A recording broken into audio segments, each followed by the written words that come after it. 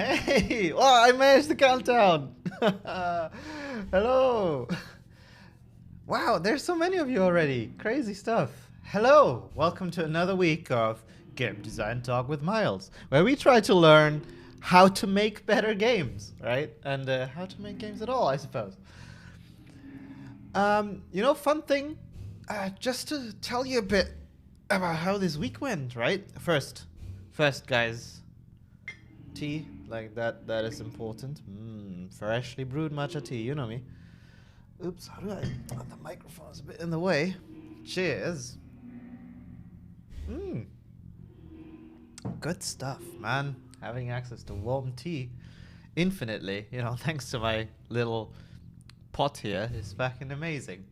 Now, this week, I thought we would do something slightly different. But before we get to that, I thought I'd let you know. I'm not gonna make like a huge celebratory stream just yet about this, but actually I got affiliate, which is fucking cool. But I will say, I actually haven't really gotten around to actually setting it up yet. I didn't have the time, sadly, but I did get the whole thing to do it, and I suppose that then hopefully by next week I'll be able to do all the things that a professional streamer does, right? You'll have an emoji maybe, or I don't know, like this currency. Still debating how to call the currency. Taking hints. If you have any cool name, I was thinking maybe we'll call it flour. You collect flour because of the toast bread kind of association. But then I thought, do I really want to lean in that heavily into the joke? Or toasts. There we go. So that's still up for debate, right? Yeah. That's sort of what happened. Other than that, we've been having amazing weather here in Berlin, which has been really, really good. It's been really nice. I've been outside. I went to my first restaurant in years, I almost said, in months, and it felt so good. It was absurd. Like I don't think I've ever felt that level of excitement before going to a restaurant. It was crazy. It was really, really cool. However, we're not here to talk about restaurants. We're here to talk about game design. I do feel like I'm a bit obligated to chat a bit before we really dig into the meat of all of this. So notice also how I added Toastbot, our friendly robotic helper who doesn't have that much functionality yet. Or at least I haven't tested him. Donut, very good. See, I don't know if you got anything, but I'm still setting up. Right now, he just reminds you that you're free to join the discussion, and that is kind of it. Hello, Arashi. Welcome to the stream. And yeah, hey everyone, how are you? How are you all doing? I need to get the order of this whole introductory bit in check. I'm still practicing this, okay? Don't blame me.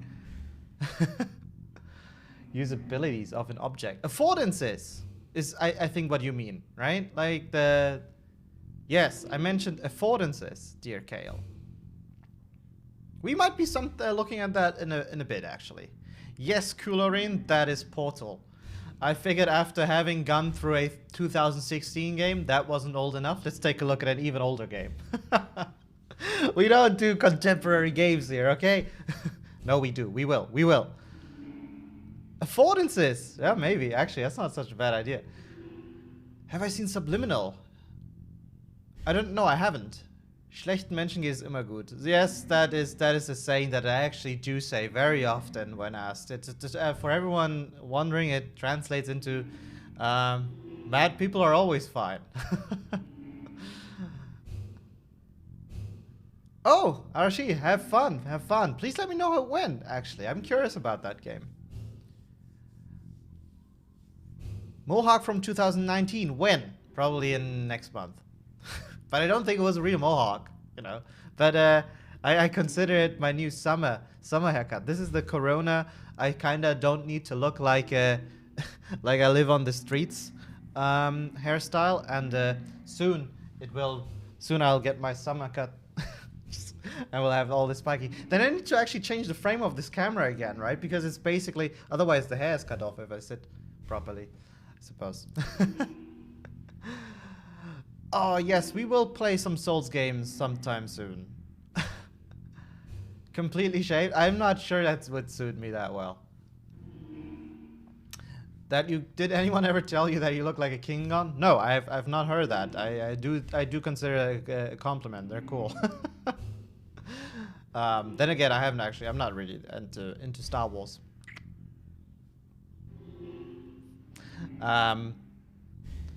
So what else here? What do we have? Summer Cut? That was my Summer Cut. Yeah, true. Really cool game. Yeah, Superliminal is a game. It sounded like a movie. Astro Boy, hello. Hope you're doing well. What else? I feel I saw some highlighted message, but I kind of scrolled by because it was so... I was wondering, will you ever allow multiplayer in Night City? It would be a waste otherwise, no. Can't talk about that. Will not talk about that. Don't know. Dark Souls isn't very talk-friendly, though. This series needs focus. Well, you know, Roma Alfred, that would be correct, generally speaking. However... that's why we have the magic of recording. You know, we can just record me for an hour failing and stumbling through Dark Souls, and then we can take a look at what happened, right? Also, I like to think I'm somewhat good at the game. Not so much Dark Souls, but definitely Bloodborne. What about Gothic 1 and 2? Oh, see? And I was kind of feeling bad about playing only old games now, right? And here you go, Gothic 1 and 2, which are amazing, but they're also older games. Next week, I'm thinking I will want to do a bit more of a contemporary game. Something a bit more recent. Not sure which one yet, though. But that's next week. Gothic 2 open world structure, please. Actually, it's on my list to take a look at other open world games and kind of see... you know, like, I want to focus a bit on different parts of the design experience, or rather that I know about, right? So, for example, we may look at a game and analyze sort of open world level design, world design, right? Today, we're gonna focus on something slightly different. I picked Portal because I didn't do my homework so much by basically sitting down a lot and really thinking about which game to play. So it's more or less of a spontaneous choice that I just kind of read in the DM. I'm like, yeah, that's a cool idea. And secondly, we want to take a look at it because Portal does something really, really well, which is teaching the player mechanics without the use of a lot of words, right? Simply through the way they design the levels and use their the game design sort of to, teach the player new mechanics. And I think that's very, very cool. That is also what we're doing slightly differently today, right? To bring a bit of a different spin onto to this episode, which is coincidentally, I suppose, replay episode 5.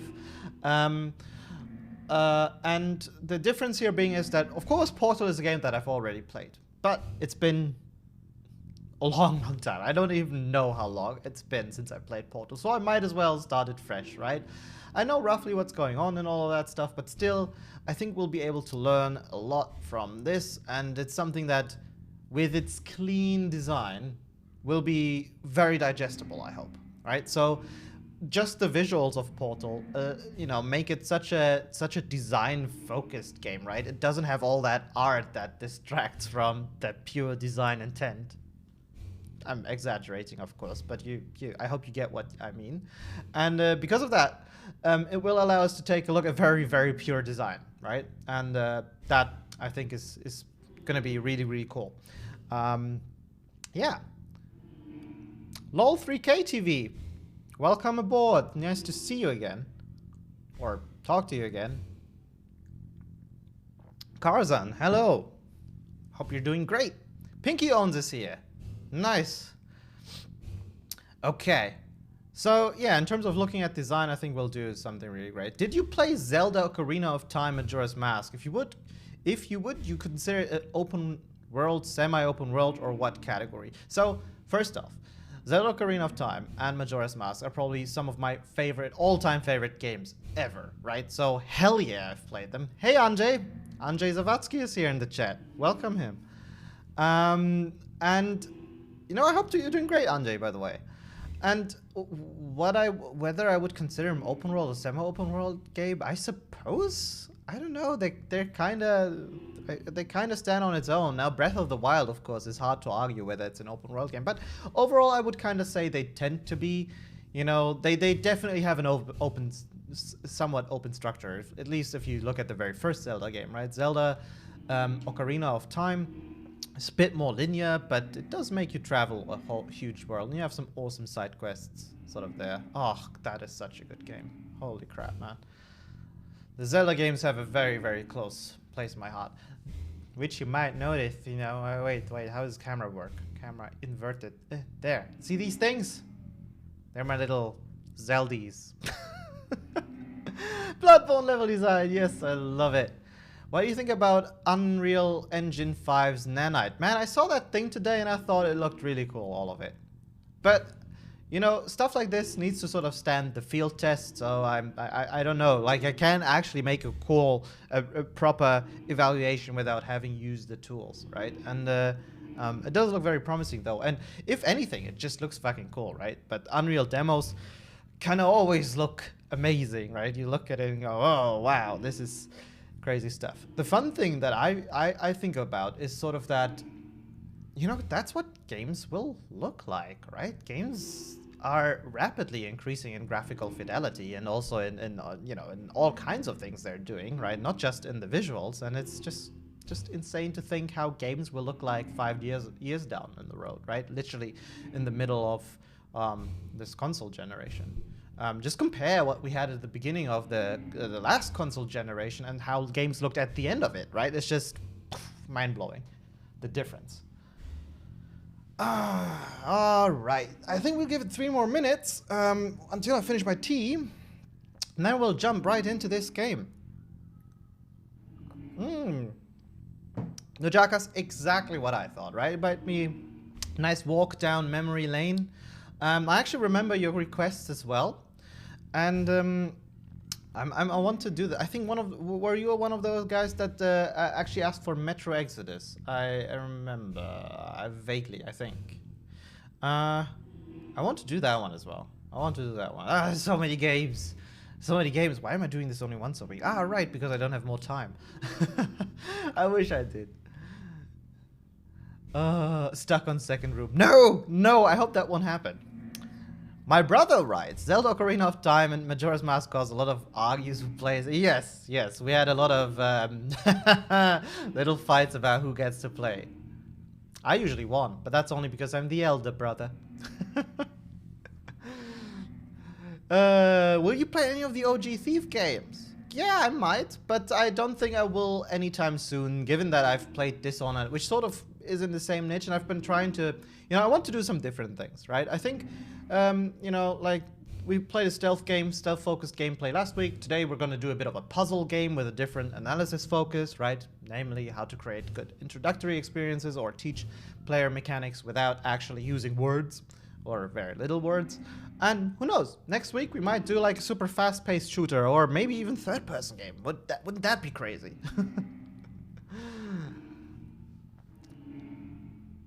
Yeah. Findus and Pattison Abenteuer im Garten Level Design Stream when? Maybe next April Fools. You do great impressions of people. I feel like I only impressed. I'm only impressing myself. Impressioneering. It's different aspects of my being. That's why I always prefer backseating. Just chill, enjoy the struggle of a gamer. We're not struggling here. We're learning. Now I think my game suggestions are pretty lame. No, they're really cool. Again, I mentioned them. What's level designer's job? A level designer makes levels.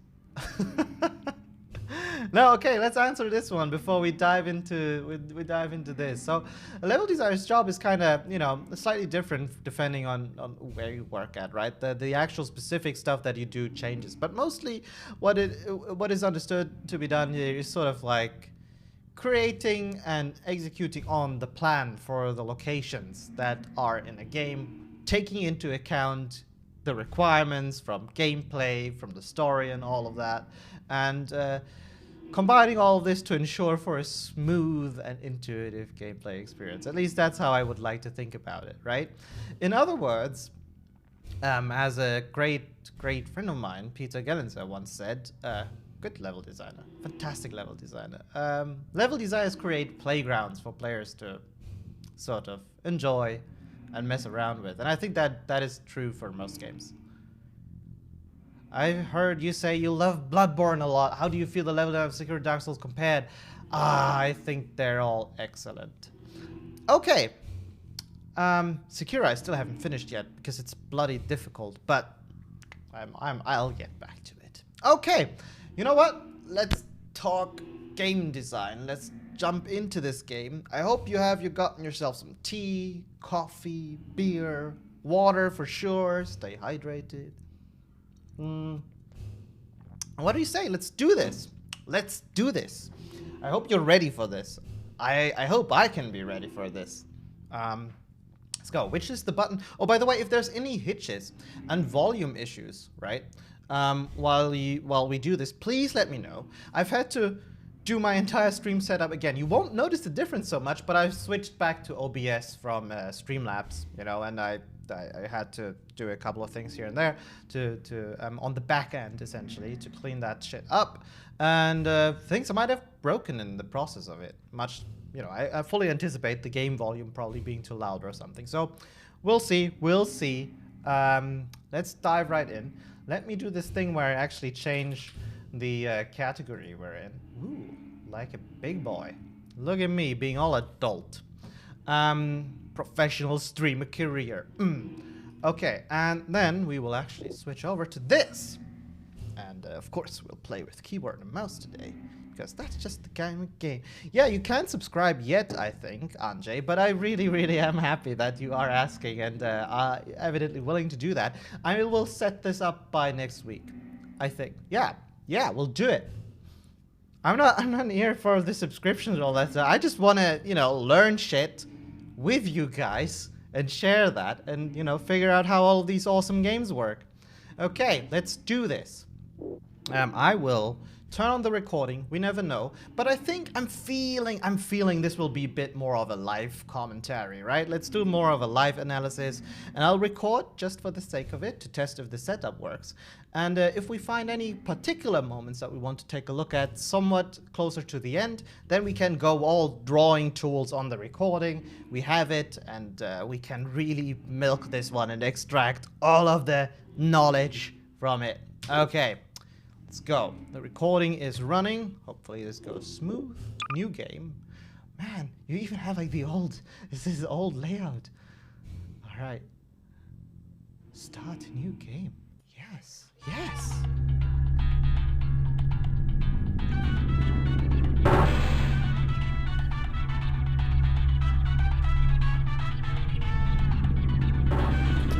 I never noticed the timer before, really.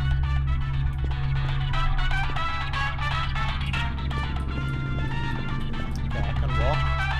I pick. Yes. This is Hello, and again, welcome to the Aperture Science Computer-Aided Enrichment Center. We hope your brief detention in the relaxation vault has been a pleasant one. Your specimen has been processed, and we are now ready to begin the test proper. Before we start, however, keep in mind that although fun and learning are the primary goals of all Enrichment Center activities, serious injuries may occur.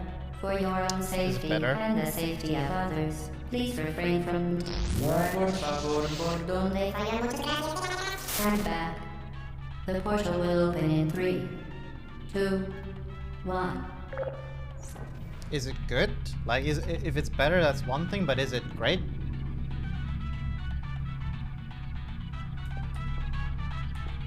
Man, the music is really getting to me. You know what I noticed straight off the bat here? What I think is really clean and nice. Okay, I'll tune it down slightly more. The song is also, I mean, somewhat annoying anyway. We know, of course, what it is. How about this? Is it good? Is it good? I'll talk. Yes?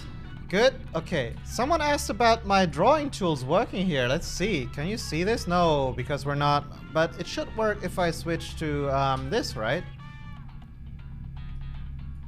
Can you see? No. Wait. Oh, wait. I need to set this up. Oh my god. Look at that.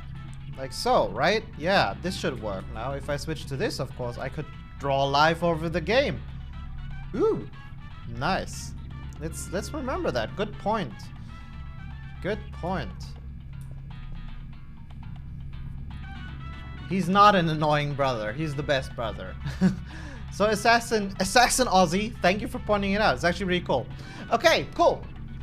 Yeah, you can pick things up with E. Ooh, aggressive up picking.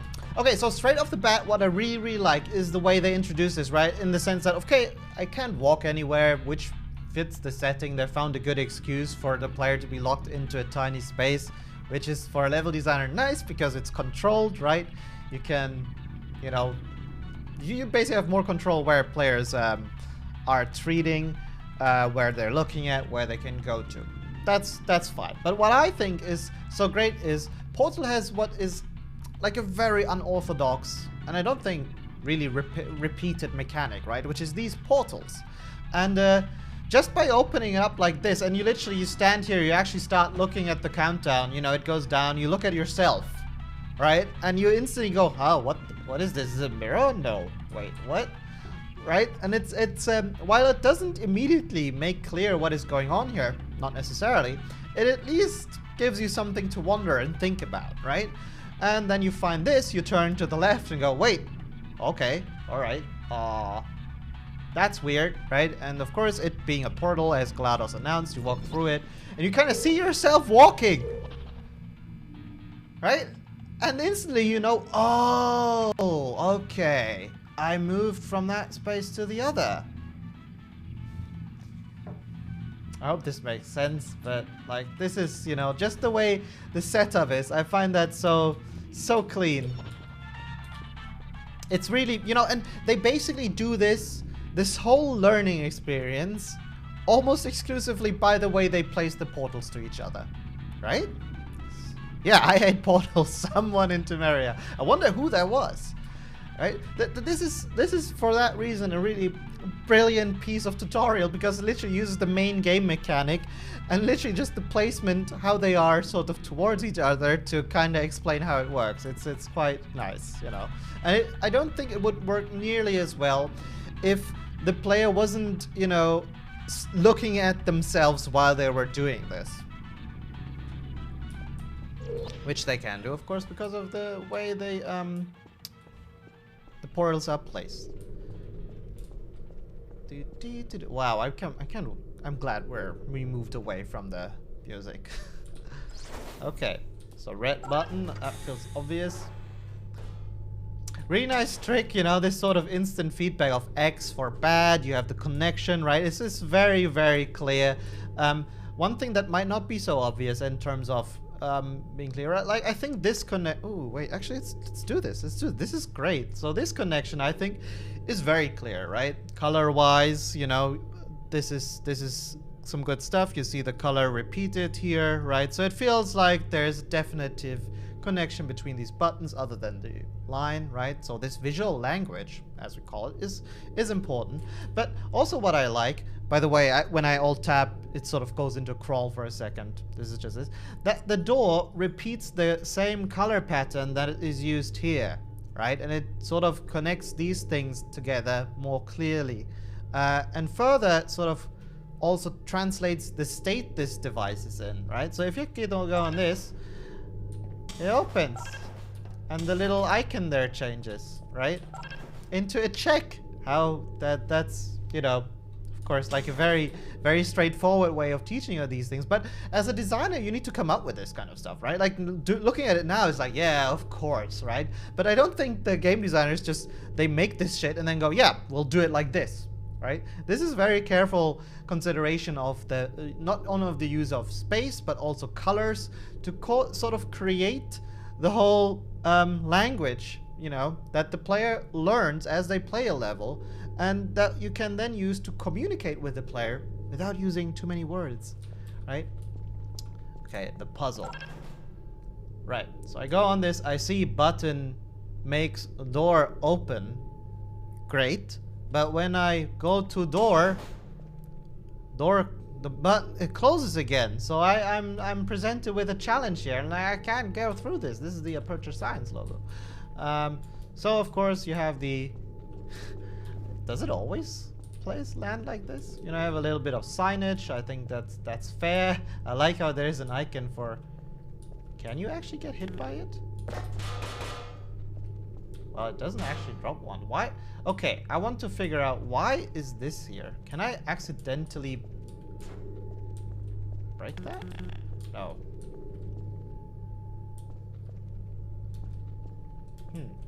Can you lose the companion cube in this section somehow, that there was the need to add one? Or is this just for context that they spawn somehow? Oh, well, I suppose it doesn't really matter.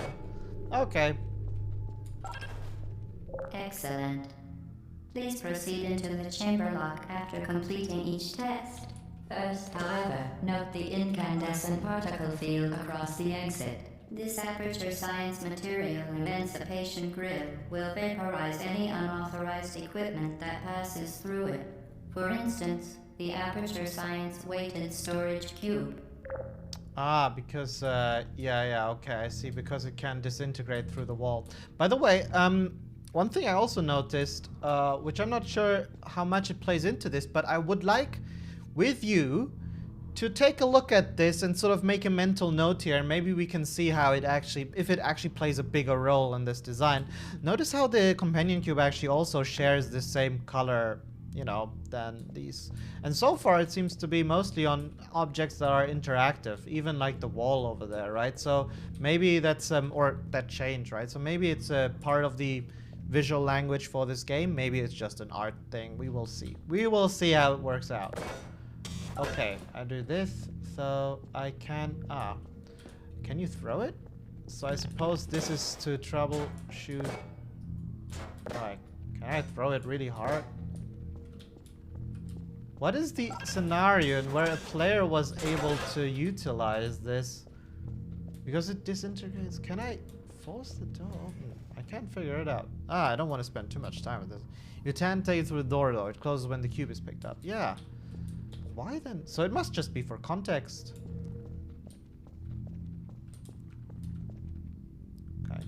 Okay, yeah.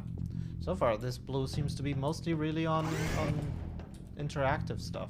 You know, like the elevator even.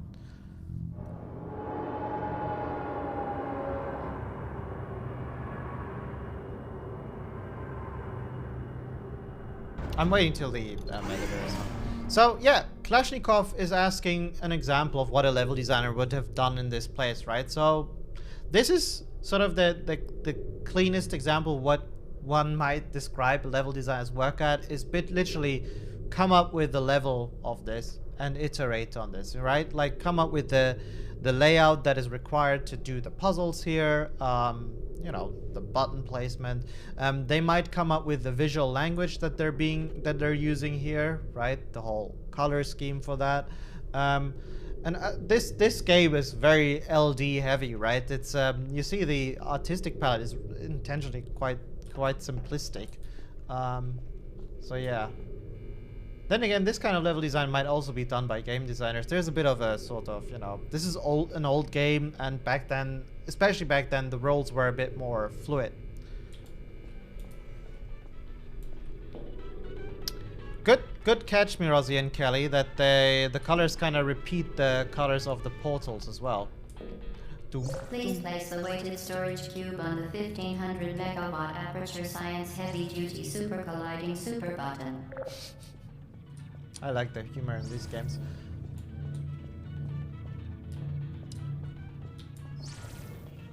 Okay. So we follow the line on the ground. Goes there. This changes every couple of minutes, seconds. And it leads to a different section. Okay, I see.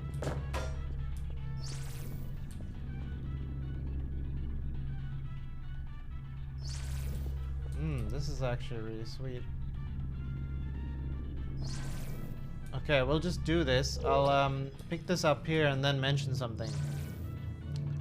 Okay, let's actually finish the puzzle first and then we'll go over it again. I think this is a bit more orderly. Wait, is that where I need to go to?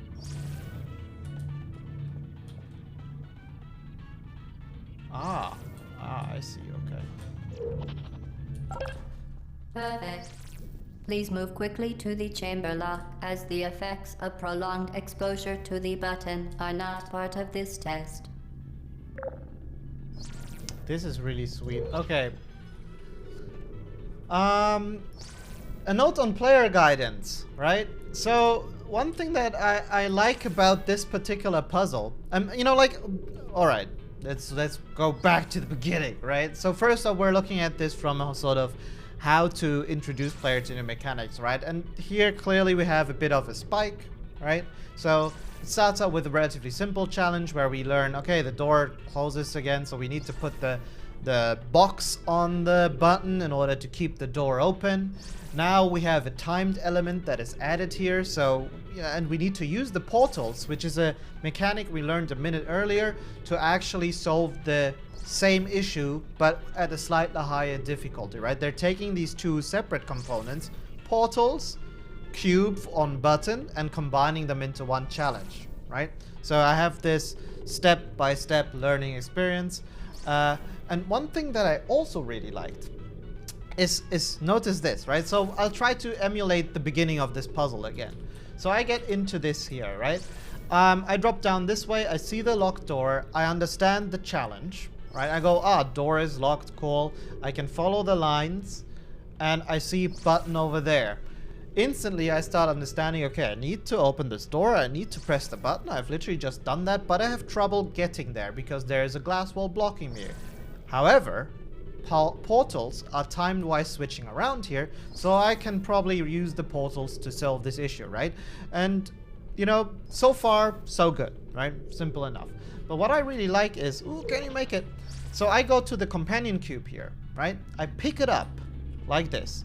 Then I turn around, and if I actually look out the window, I literally see where I need to go next, right? Which is the button over there. And the portal pops up a second later, right? So you're like, oh, okay. And the cool thing of also being able to see this is that as a player, I understand how I move through this space, which with the portals can be really difficult, right? It can be really confusing to move through these portals and suddenly pop out at a seemingly random position. But here we are, right? So we can make more easily, we can make more sense of how this level actually works. You know, I went through that in the middle. Now I'm in here. Okay, cool. And now I see, okay, I need to get over there. So eventually then,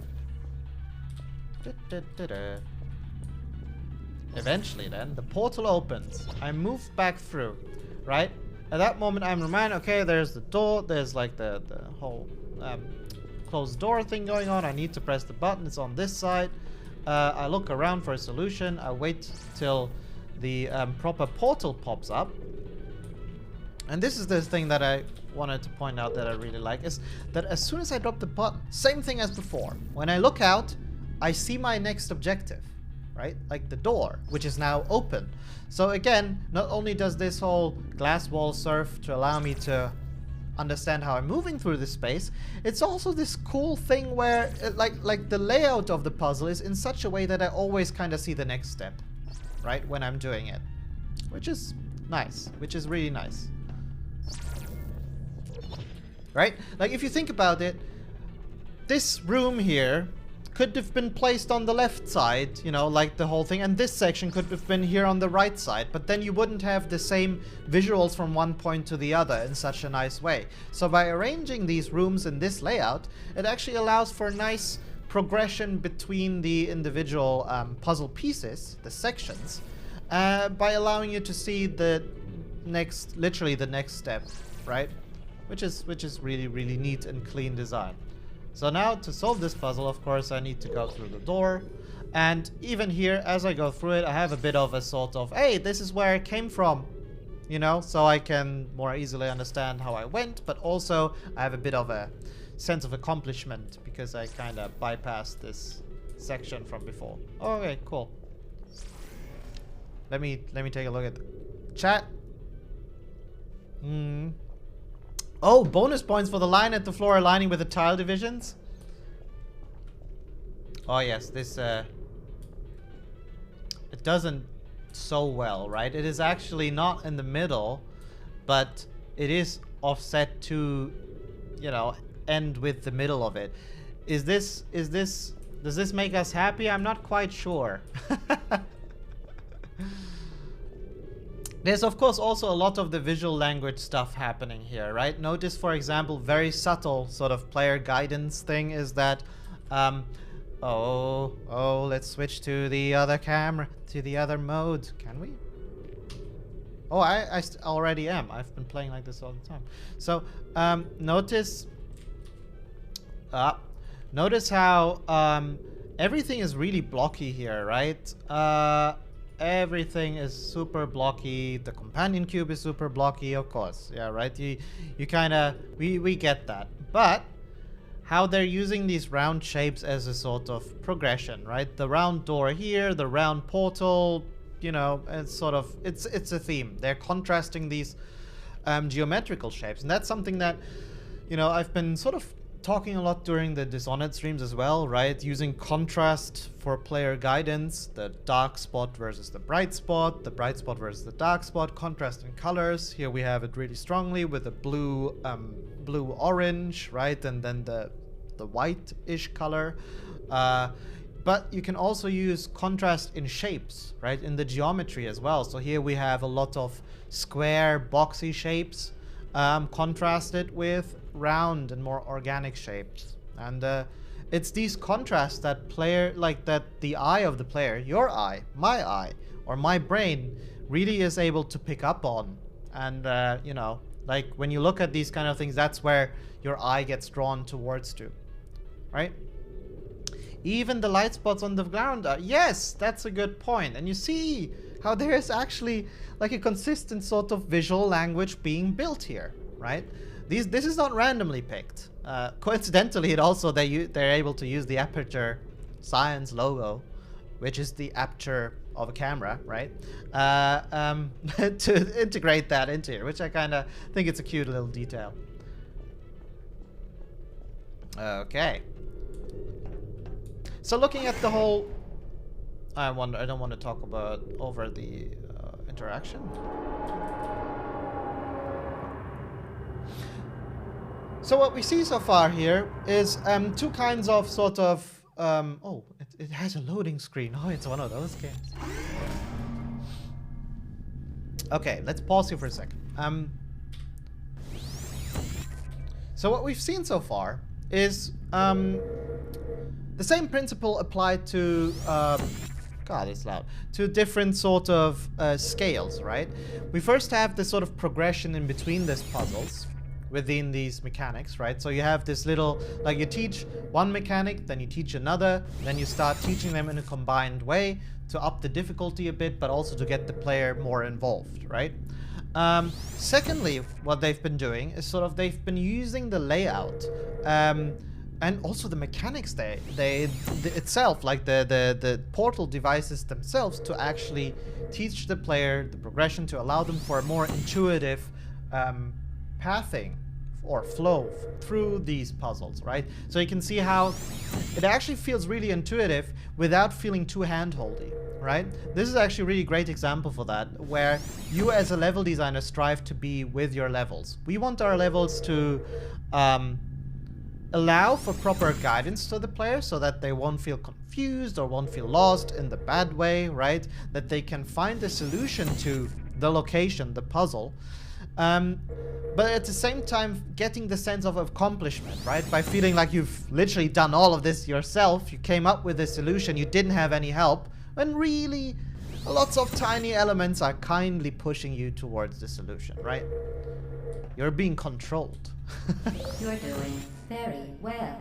Please be advised that a noticeable taste of blood is not part of any test protocol, but is an unintended side effect of the Aperture Science Material Emancipation Grip, which may, in semi-rare cases, emancipate dental fillings, crowns, tooth enamel, and teeth. Okay. Yes, Pippi, I got it. I realized it.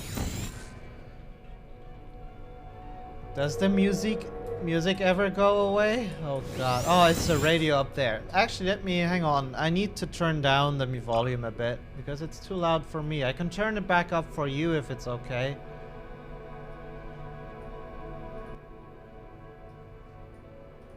Because it's very loud.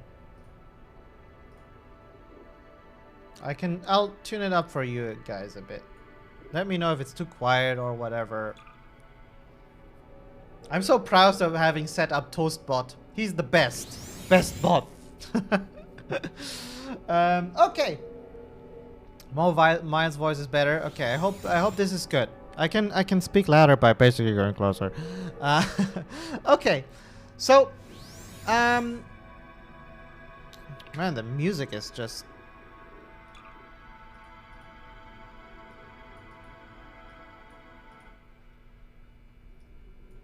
okay, cool. We got this. Okay. So this very classic way of designing levels, you know, with the challenges, of course, to start out. We had the same thing in Dishonored, if you may remember, to start out with a vantage point that the player can look at down onto the location, sort of, to take a look at how the location works, to try to understand the space a bit better, and to come up with a plan, right? So here I got a new element, which is, I suppose, the portal gun mounted onto a turret, and it rotates, and there's arrows, which admittedly, at this point, I'm not sure how they relate to me, right? I just see, okay, there's arrows. I see the portal up there, and I have a vague. It's actually. Do you actually see this from here? See, intriguingly, here the layout is a bit difficult from this sort of point of view, right? Because you can't see this roundish shape anymore. So what they actually opted to do is literally put this on top, like an exit sign. Which is, of course, because it's not so important for the solution of the puzzle to know that this is the place where I need to go. Because in my mind here, if you really observe this, there doesn't seem to be ever a portal that pops up right where the apparent exit is. So clearly, it doesn't seem to be too important to the solution of the puzzle. What I'm really meant to understand here is that the portal changes, the orange one never does, but the blue one does, right? And somehow I get popped out of there. And again, this is something really, really important to understand when you're designing levels, but it's really hard to grasp, is the concept of how much information do you give the player at any given moment of time, right? Because I've mentioned this before in previous streams. There is such a thing as providing for too much information by adding, and that basically is like adding noise to the information processing of the player, right?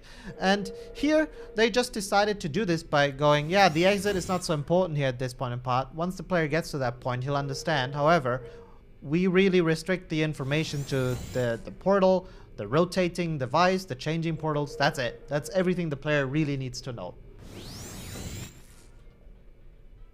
And there's a hole. And by going down here, you know, and I kind of think it's a nice little touch that not only is this hole, of course, needed to create this puzzle space, right? But also, is it again nice that I can look out into the room to sort of understand my movement around this space better, right? I don't think I needed to avoid that, but I still felt like I should have. Okay.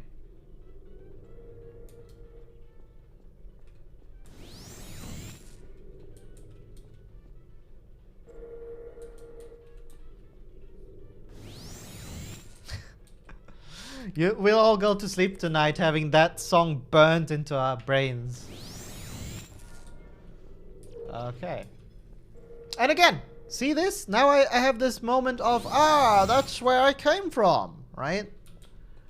So you know how you moved around the space. And it's again, especially in a game that, like with this kind of mechanic where you constantly get replaced to other spaces, creating the means for the player to understand how he moves through this is really, really important to prevent the player from feeling lost, right? Because believe it or not, even in a space like this, it would be comically easy to feel lost, right? Even with the room being so simple. And part of that would actually, I would attribute due to the visual simplicity of the layout here, right? Everything is basically like gray walls. Yeah, okay. Fucking radio up there, they're taunting. Okay, so I'm here at the door. Oh, now I see the door, right? Which I couldn't see from the previous section, actually. I wanna dissect this. I wanna dissect this. This is not where I wanna go.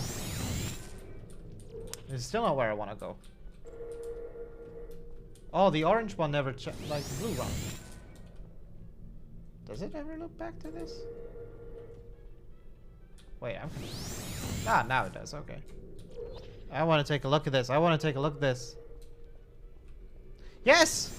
It's almost impossible to actually see that door over here from here. You know, like, be honest with yourself. Watching me play this, how many of you actually did notice this door from when we were standing here talking about this bit? And even then I moved over, right? Probably none. I didn't. Because it wasn't important. It's not important for me to understand how this works at this point in time, right? Again, that's what I mean with like this sort of controlling the flow of information or what information is available to the player, not to overwhelm them. And that's again like a important concept, but a really difficult one that to grasp, to learn, to master, and something that even I, you know, with like 10 years of experience, still, you know, haven't perfected. And this is also why we're doing these streams, because we can learn a lot about this stuff together, right? And the moment I actually move through here, see, now I have the door.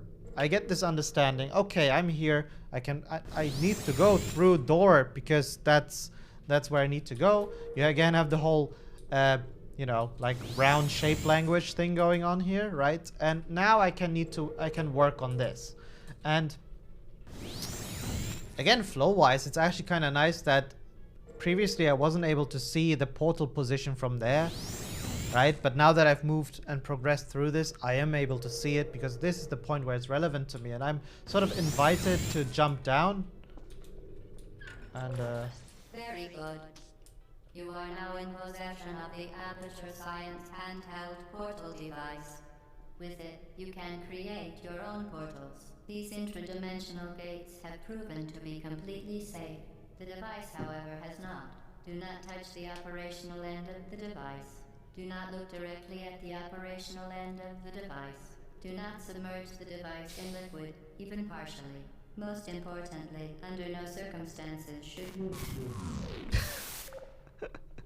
I love this. Pinky owns, yeah, okay. Thanks for the honesty, though. I understand that. Yeah, you know, for me it's hard to see because, of course, I'm talking. I'm kind of looking at certain elements, right? And you, of course, have much more time to dissect the view that we're actually portrayed. Yeah, Danya, that's I feel you. I think this song will stick with us for a long time. I actually didn't remember this version at all. Yes, I'm planning what goes where, basically, but it's always a collaboration between a few departments. Depends on the complexity of the game and how many people work on it, I guess. Yes, always. What? Yes, Kalashnikov, that is basically the pace. We do this, but we also come up, you know, with these kind of layouts. Oh, yeah, okay, I need to remember. Ah, I can only do the blue portal yet. Okay.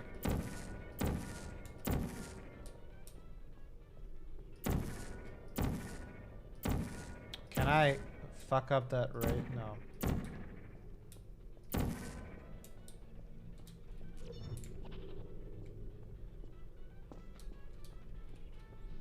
Right, so what it was doing was pretty much being pointless to me at this stage. Wait, it just opened? Oh. Oh, okay. Right, so basically, I see. So basically at this point in time, just from the structure, once I get the gun, no matter where I shoot and go through, I will find the solution of the puzzle, right? Which is like the progress there. I like to think that I'm a better shot than Pavel. Okay, nice structure here. And I think it proved the point of sort of, you know, like when giving out information again, because like as you saw from the beginning of the puzzle, knowing where the actual exit is really wasn't important to the solution of this puzzle at all, right? Please proceed to the chamber lock. Mind the gap.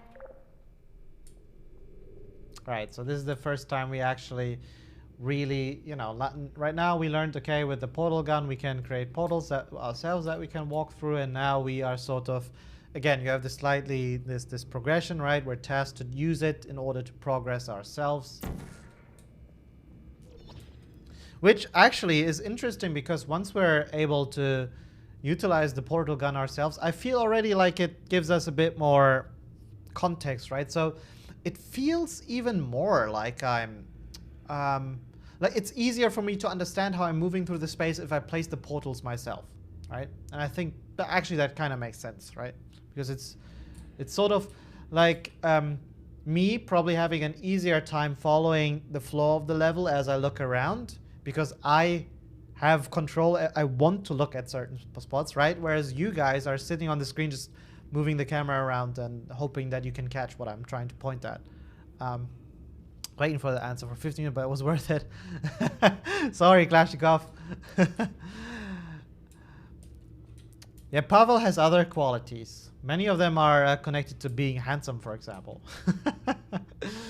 Okay, do I have... You know, in a way, this is kind of cool to, you know, because I feel like as a player, this is something people would really want to try, and so you inevitably kind of learn that the portal gun doesn't work on all surfaces. It's a short side effect, I suppose. Okay. Oh, this is nice. I see. So I basically need to do this now, right? Oh, I like this a lot. You basically have to reutilize the same thing from previously and change the, you know, the parameters a bit. Remember, the Aperture Science Bring Your Daughter to Work Day is the perfect time to have her tested. And I think what's really important with these puzzles is that, and it might actually be like a restriction of the portal gun itself, right? You always are left with vision on the portal that you came from, right? This is not layouted in a way that if I came out from here, that, you know, like I could have just as easily, for some arbitrary reason, placed a wall here, right? Or put this section like slightly indented into the whole space, you know, like it moved in a meter or two, right? Which might be silly, but, you know, there's ways to hide this, but it's not. So whenever I go out, I actually see where I came from, again, allowing me to more easily understand how I'm moving through the space and getting less confused. Roma, that's a very good point.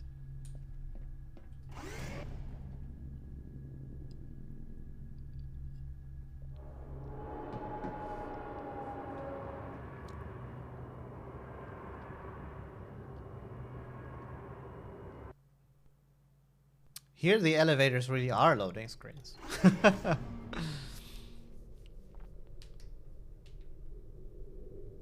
Yes, Endrax. Like, it seems, you know, like good introductory experiences are also the ones that sort of are able to and allow themselves some limitations, right? Not to throw everything at the player at the same time, because, oh, look at all our cool mechanics, but sort of restrain themselves and, you know, feed the player bite-sized pieces one at a time. I also like these little icons to kind of, it's a nice thematic way of showcasing the challenge. Fuck you, To ensure the safe performance of all authorized activities, do not destroy vital testing apparatus. There's commentary on it, nice. I love this. Oh, this is me. I did this.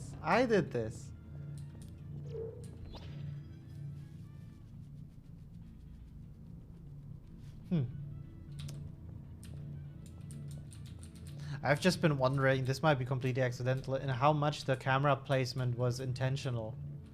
Like, they must know that as soon as players do it on one camera previously, they see it dropping down, it might become a habit, and at which point as a designer you may use the camera placement, you know, to create these interesting sort of little situations, right? Where now I look down at myself. I don't know. Might be a coincidence. Might not. Excuse me.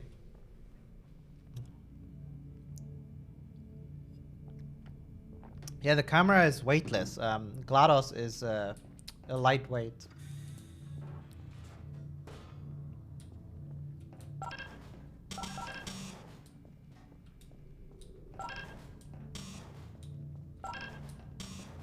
Okay, we know this.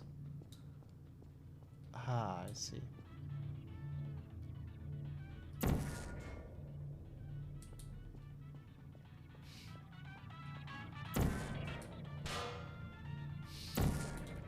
I just want to get rid of these radios so bad. Okay, nice. So now we learned that we can actually use the portal device on other objects other than ourselves. You know, if you hadn't messed with the cameras, this would be the latest point where you would actually learn this. Oops. So let's do that. Well, I suppose I can just go myself and then... That's so weird. I love this game for this weird little... Whoops! Yeah, they had to come up with this mechanic because, of course, you may... This is like an interesting little design choice, and I wonder at what stage in development they had this correction, you know, of sort of like the upside down correction. Because it might very well be that in the first iterations of them having this portal, they didn't have that, and it caused some weird glitches to walk into a portal from, you know, upside down. So they had to add this whole turnaround thing. Wow, now I actually get to live. Okay, so I solved this. Once again, excellent work. And you, no, but... required test protocol. We will not monitor the next test chamber. You will be entirely on your own. Good luck. You know, and by this point in time, it's actually really kind of cool to see how this whole visual language that was established in the first level is actually working, right? I don't need to think twice about it. I go, okay, button, I see the line, I understand the connections, you know, and I can work with that. So I'm already one step ahead, basically, by the time I see this, because I understand immediately what's going on with this, so I can focus on the next step, right? And it's sort of like these 1, 2, 3 little things they do to establish that. And you can see how establishing a strong visual language then can be an important tool when it comes to player guidance. I think this one. Good point. Let's do this. Let's figure out why there might be this glass wall. Easy. Okay. Because I might just be tempted to walk straight, right? And look how, if I just walk straight, I actually do not see the portal on the right side. Right? So they put like a little glass wall because they wanted me to keep seeing that thing at the end, so I know where shit is, right? Which I suppose isn't 100% necessity. This could be solid wall that you can see through. Then you would see the portal first and kind of go like this and go, ah, okay, all right. But they opted to do this, which, you know, might even be an artistic choice because it kind of makes the space feel less claustrophobic, right? But you sort of look at it and go, whoop, okay. And I wonder then if they couldn't have just opted to place that portal somewhere else, like over there, but maybe this is just an artistic choice. It might also just be the way they wanted to layer the sort of puzzle, right? You see the button with the door first, nice, but this thing forces you to a turn, right? So then you see the portal as a second thing, and then understand, okay, this is something I need to work with, and you walk forward. And I think at that point the companion cube, like, let's actually test this. Can I reload this entire thing? Welcome to test chamber. Chamber 4. Okay, You're what I doing want quite to well. look at, just to get an understanding of this, let's see at which point we cause the companion cube up there to trigger falling down. Because I vaguely remember that it actually dropped down, right? Okay. What did Enrox? So you can shoot portals through open door. Yeah. Well, I don't know. Okay, so I walk towards the button. Nothing happens. Nothing happens. Is it timed? 10, 9, 8, 7, 6, 5, 4, 3, 2, 1. So I feel I'm just counting down this time because it feels like a long enough time to measure whether this might be a timed thing occurrence. No, it's not. So it might be. It's definitely there's a trigger here, right? Like a little volume or something that allows for a designer to script it in a way where you go, okay, if the player walks through the trigger, then open thing drop down. So here is a bit of a step-by-step breakdown of the progression of how these actions work. For Fippy over there. Was it Fippy? I think sort of. Because you were asking about the wall, right? Okay. I come into this. I see the door over in the distance. I understand that's my goal. I have a bit of a sight on the companion cube. It's not so important, right? So you walk over there. You press the button. And you're like, okay, cool, right? You turn to the right. You see the portal, which is also nice information to have, right? And then you walk around. And as you walk around here to kind of, you see, okay, I missed it now. But then the motion happens. You see movement. Right? You look at the movement. We talked about how this can be something that catches a player's attention. And then the companion cube drops down and you're like, oh, okay, there is a thing. Right? And from then you're able to piece these pieces together. And this is a nice sort of staggered way of providing all of the information to the player in bite-sized pieces, as I said it before, right? They could have just as easily just like placed this portal over here. Right, you come in, you see the portal, you see the cube falling down, you see the door, all of it at the same time, and then you kind of be like, okay, what? Right? Because might be too fast. Even these split seconds in between it allow for just the amount of time that the brain needs to process all of this stuff. And yeah. Oh, good point. Is the music actually localized? It is. The JCM, that's a really good point.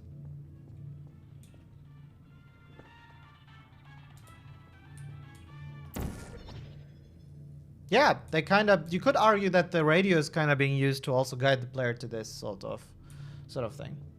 Very clean design, as you see. And it just goes to show how even tiny elements like placing this wall here can drastically change how how the flow of a puzzle actually comes together, right? Yeah, cool. So I suppose the lesson here is that this is something worth considering, right? Stagger out your information, control the flow of your information, right? And be aware to not overwhelm the player. Even though we have cool mechanics, restrain yourself. Oh, right. I need to actually solve the puzzle. Silicon Pit, hello, welcome. I hope you're doing well. All right, let's drop it right here. Turn on. As part of our required test protocol, we will not monitor the next test chamber. You will be entirely on your own. Good luck. It actually looks like you can shoot portals through the door. Can you not? No. No, I think you can, but there's just no surface for it to stick on. To sort of mythbuster that one. You're here to hear some knowledge? That's what we're trying to provide. Let's find some knowledge together. Also, tea. I like that room. I think, like very... That's why I like looking at the Portal game. It's like super clean, straight cut design.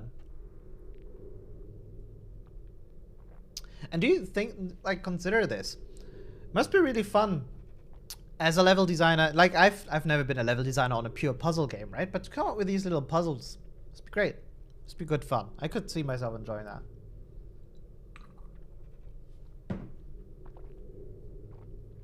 Only walls made of lunar stone are for portals. Is that canon? Or are you just trying to sell me some snake oil here? Maybe not much relevant to Portal, but I thought a bit about Dishonored 2 guards and noticed that the red ones react to noise and the gray ones possibly when they see you. I don't know how many different guards the mansion has, but could it be that they are trained to use their senses? It makes sense to me that the red ones notice. So I actually don't notice. I don't recall the exact differences when it comes to them being able to perceive the player. But it is true that the differently colored guards, the red one versus the regular gray ones, they are of a different level, right? With the red ones being a higher level difficulty, a higher difficulty level enemy. As such, at least in combat, they're able to do things like shoot a gun or parry your attacks, or, you know, they're much more dangerous enemies. It wouldn't then surprise me, Corpoik, if they also applied this to the senses, so have them be a bit more sensitive.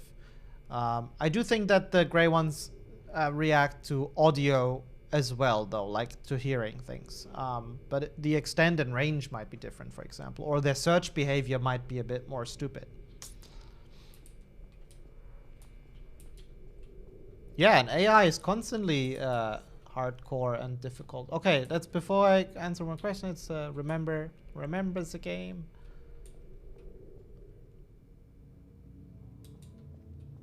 I guess I won't talk much about it. Let's just go and try to figure this out.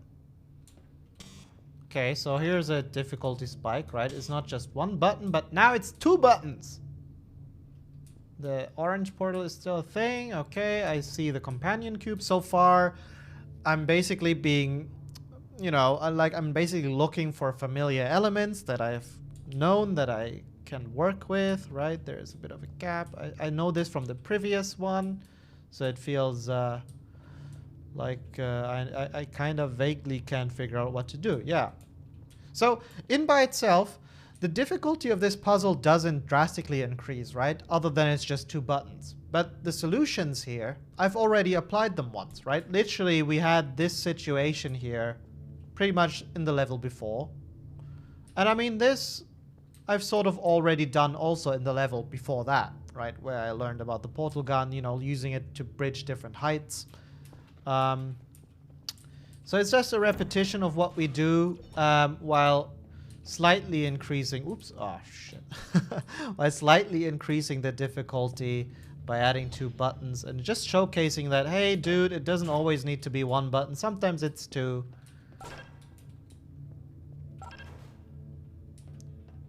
No! There's a radio behind that door. It's the final boss. Okay, let's get the last cube. Oh. It actually isn't as simple because I need to do 2 steps now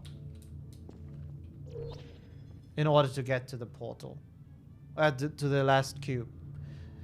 Which I feel like, you know, it's like these tests they did with birds and ravens. I don't know if you heard, right? Where they try to gauge the intellect of animals by sort of by putting multiple layers onto sort of the test that they do, right? Like a raven might need to pick something out of a tube, right? And that's like one challenge, and then the next one they hide it deeper in the tube, so they might need to use a tool to get into it. Like it's sort of like much like here, it builds like, you know, slightly more difficult. And here it's the same thing.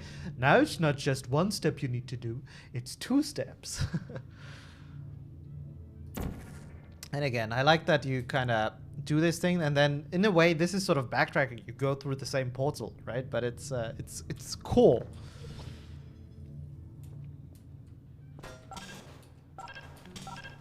Oh, I'm just too bad at placing this stuff. And Drux, this is a brilliant As idea. part of a required test protocol, our previous statement suggesting that we would not monitor this chamber was an outright fabrication. They lied? Good job. As part of a required test protocol, we will stop enhancing the truth in 3, 2. This is terrible. We have an AI here that is capable of lying to a human.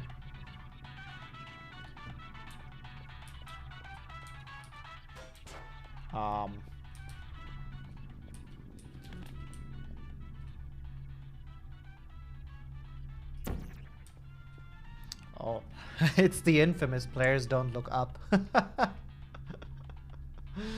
It is true still, I guess. You know, you might have heard about it, right? Like, in games, also in real life, people don't really look up. So placing something up is interesting, and it's kind of a way to remind the player here, like, dude, sometimes, you know, look up once for once. But you notice how long it took me actually to make that, to get to that realization, right?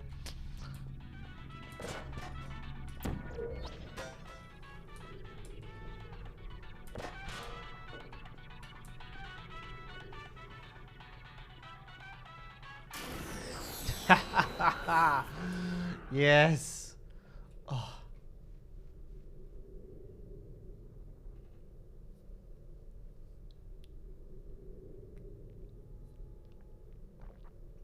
Ah, good. Good. This pleases me.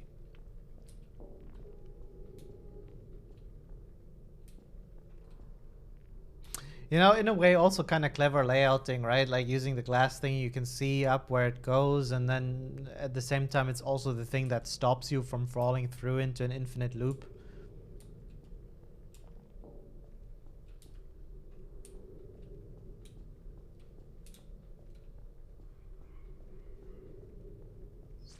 Oh man, this silence.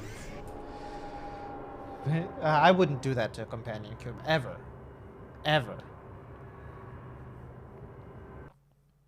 I would have tried to put the portal underneath the second cube by jumping around and then doing like a jump shot. Ugh.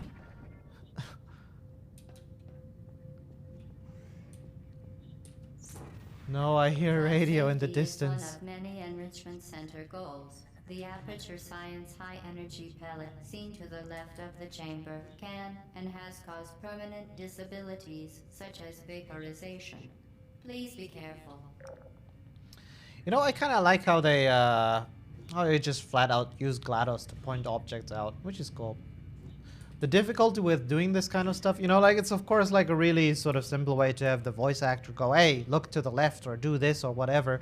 But the problem with that is that recording time is precious of dialogues, right? And so once you actually start recording this stuff, this is locked in, right? So it's not very easy to just kind of go and re-record lines. So at the point of time where you record this line, you better have everything done. So it does, like, you know, imagine they had to move this ball floating to the right side, and then suddenly the voice line wouldn't have worked anymore, right? There's always a bit of a risk. Okay. So what do we have to work here? See that? And I think the visual language helping here is again like the blue stuff, because we have learned this is the gateway, the pathway through. We see the elevator. We even have this thing going on. So I don't need to think twice about where the exit is, right? All of it is very, very clear to me. I suppose you could also go with the symmetrical sort of composition in this room, right? A lot of this stuff implying to me that this is the exit. From an artistic point of view, I like being able to see sort of into the underbelly of the machinery, right? And they actually animated the cables. And this one is clipping into the mesh. Look at that. Oh my god. Worst game ever.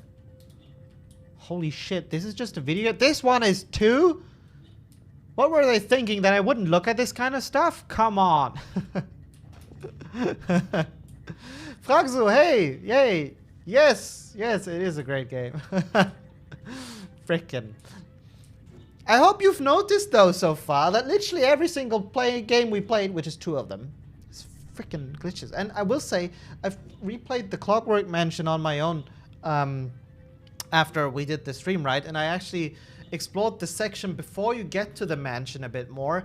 And there were a lot of clipping meshes and like little gaps in the world there, as if they didn't expect the player to really hang around in that area. Do you think the complexity of the puzzles are too easy? Because often I feel like some Portal puzzles and other puzzle games are too easy and could use more complex level design. But then again, Portal is a mainstream game and everybody should be able to play it and enjoy it. How do you feel about difficulty in games and how do you manage them? Donut, that is an excellent question. Calling for a bit of camera screen time. So, this is a very, very subjective thing. Subjective in the sense of you need to really consider the context of your game, right? When we talk about difficulty.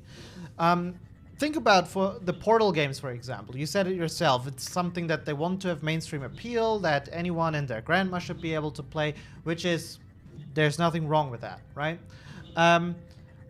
The thing you need to consider here with the Portal games is, though, how do you, like, if you had difficulty settings, or how would you scale the difficulty for other people?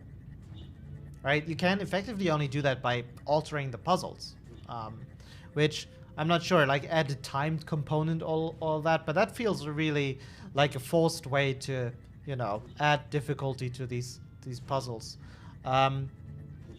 So like in with this particular example of Portal, we actually have a game where like you really only can set on. I need to check, is there a difficulty setting? Not that I'm just talking, you know, out of my ass and then it's all wrong. No. Like you have a game where it's actually really hard to come up even with a system to change the difficulty, right? Which means you couldn't also just make it easier unless you started giving more hints and all of that stuff, right? But at the same time, hey Harok, welcome, welcome. Glad to see you here. Look, you're a VIP even. So if you added like a easier difficulty setting into this game, that maybe highlights the solution more quickly, right? Or it gives more text. I feel that would come at the detriment of the sense of accomplishment. And I think Portal balances these puzzles nicely enough that no matter how much of a pro you are in video games, solving it always feels fun. Even the ones that you might consider easy, right? They still are difficult enough to give you as a pro gamer a sense of accomplishment, right? And of feeling clever, of having come up with a solution, which I think must have been really, really difficult to nail. And as such, I think, you know, this is like a really nice example of how a difficulty can be tackled. It is true, though, that when it comes to talking difficulty, you need to considerate heavily where your target audience is, right? And at that point, it can also become a business decision, right? But just looking from the game design point of view, you need to become aware yourself as a designer where you want to be, right? With the game in general, and then kind of just try to execute towards it. And there's really no wrong and right. I feel very strongly about the Souls game being as difficult as they are, right? And while I understand arguments about adding difficulty settings to the Soul games to make them more accessible, because they have many, many cool elements beyond their difficulty, in my opinion, right? The level design is great even without the game being super difficult. I personally really like the way they let the player become archaeologists of the lore, detectives almost, right? Having to find the story and sort of piecing it together, really having to think about it if you want to understand it. That's also something that isn't necessarily tied to the difficulty. And you could argue that this is something that with difficulty settings, you would be able to open up to more players to experience the greatness of these parts of the game. However, when it comes to the other aspect of the Souls games, and I think this is something that is something I really respect From Software for, is their consistency in and their confidence in their own designs, right? They decide on a level of difficulty and commit to that. And what this does actually is it enhances the experience they're trying to to get out of their games. Let's talk about Bloodborne, for example, just for a minute, because I can talk about Bloodborne for hours since it's one of my top 10 games ever. Bloodborne is in for many, you know, you've read about this on the internet a lot, a game that actually felt more horrifying than, you know, I think you could argue than it was supposed to be, right? It is in many ways more of a horror game than one would think it was, right? Not only because of the gory visuals with the beasts and all that stuff that, you know, there's FromSoft is kind of known for with their monster designs, but also just from the atmosphere they're trying to create. And part of that atmosphere is actually created through the game's difficulty, right? Because if you literally get fucked over around every corner by monsters and enemies ambushing you, killing you in one sweep, having you replay the level, it makes you, it forces the player to play more carefully, right? And once you actually slow down and feel more carefully and think about the dangers that could lurk around every corner, the tension goes up, right? And that can then make the game feel a bit more horrific, a bit more creepy, a bit more intense. And it's kind of, you know, in an extreme way, if you exaggerate this concept, that is sort of what makes Alien Isolation so creepy, right? The prospect of danger being always there always being the alien. He could come out and kill you. And Bloodborne sort of utilizes the same sort of concept. And how is that created? Basically through the sheer power difference between you as a player and the enemies that you're dealing with, right? The alien is almost an unkillable force in Alien Isolation, much as the enemies in Bloodborne when you become cocky, right? And you know, and again, this is like, for me, why Bloodborne is a great example for a game that uses their difficulty to actually create and enhance the tension and atmosphere that they're also trying to explain with the environment and the visuals and everything. And so here you have a fantastic example of like a cross interaction between gameplay elements and the atmosphere you're trying to create. Unlike many games I've seen, many other games I've seen, right? Not many games actually succeed in sort of marrying the gameplay part to the rest of the game, so that the gameplay actually enhances the atmosphere of it, right? So I think that's really, really cool. Bloodborne rant on difficulty over. It wasn't even a rant, it was a monologue. Full rant. Hope that makes sense and answers your question. Okay, right, yeah, we still have this thing going on here. Okay.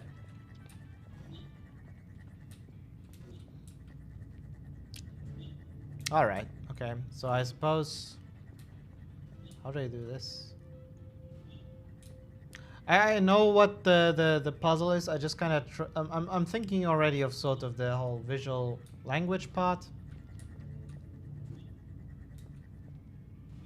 You know, so the solution will be this, right? Like I need to do that, then it goes out and goes into that. You. Subject name here. Must be the pride of. Subject hometown here. Right, and let's reload that real quick. Right, this isn't test chamber 4. This is test chamber 6.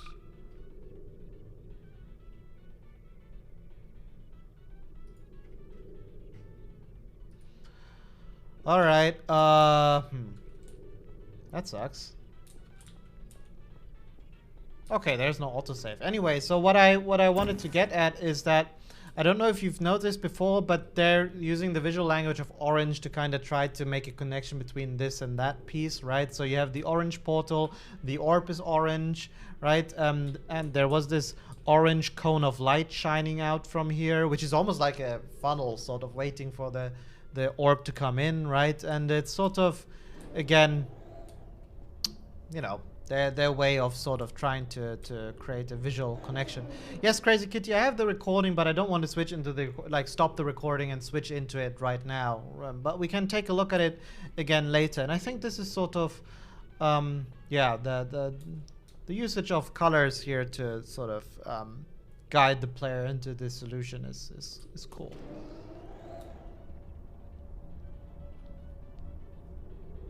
Ah, right, now it's powered. I can use this to go up. Cool.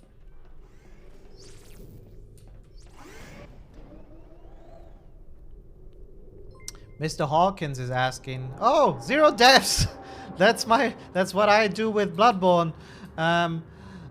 Thank you for following. I hope you're liking what you see. Yeah, so the question Mr. Hawkins asked is, can you imagine doing replay on Cyberpunk, or do you feel too involved? I actually totally could. But I've been playing a lot of Cyberpunk. I've been talking a lot about Cyberpunk. I'm still working on Cyberpunk, right? So it's a lot. There's a lot of that topic in my life right now, and I'm hoping that I can visit that at a point in time in my life where maybe there's a bit less Cyberpunk, where it feels a bit more fresh, right? What might make more sense for me to talk about, which I really want to do, but I suppose there's like a very obvious reason for me to wait on it, which is the sort of next gen thing we're doing with the game, right? Is possibly doing this on The Witcher. We'll see. We'll see.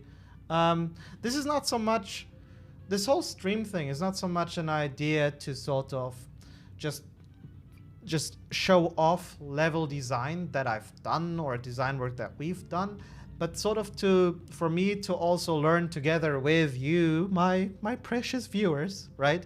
To analyze these things and to find conclusions and ultimately to better us understanding of making games, you know, together. As much as for you as it is for me, right? I'm learning stuff here as well as we look at this kind of stuff. And I don't think I get the same kind of experience from doing, you know, the games that I've worked on.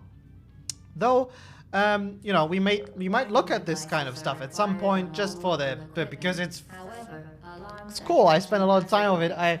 I you know, had a good time making this kind of stuff, and of course I want to share our insight soon. But for the time being, you have Pavel Sasko doing this kind of stuff. Hazelnuts, welcome to the stream. Dark Chive, thank you for following. Also, Klashenkov. Sorry for butchering your name. Thank you for following as well. I take it you were so happy with my previous answer then.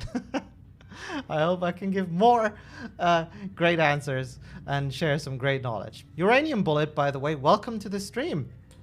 Okay, we're playing Portal. We're at puzzle number 7, and we're trying to dissect the sort of progression through this introductory or through this level experience, right?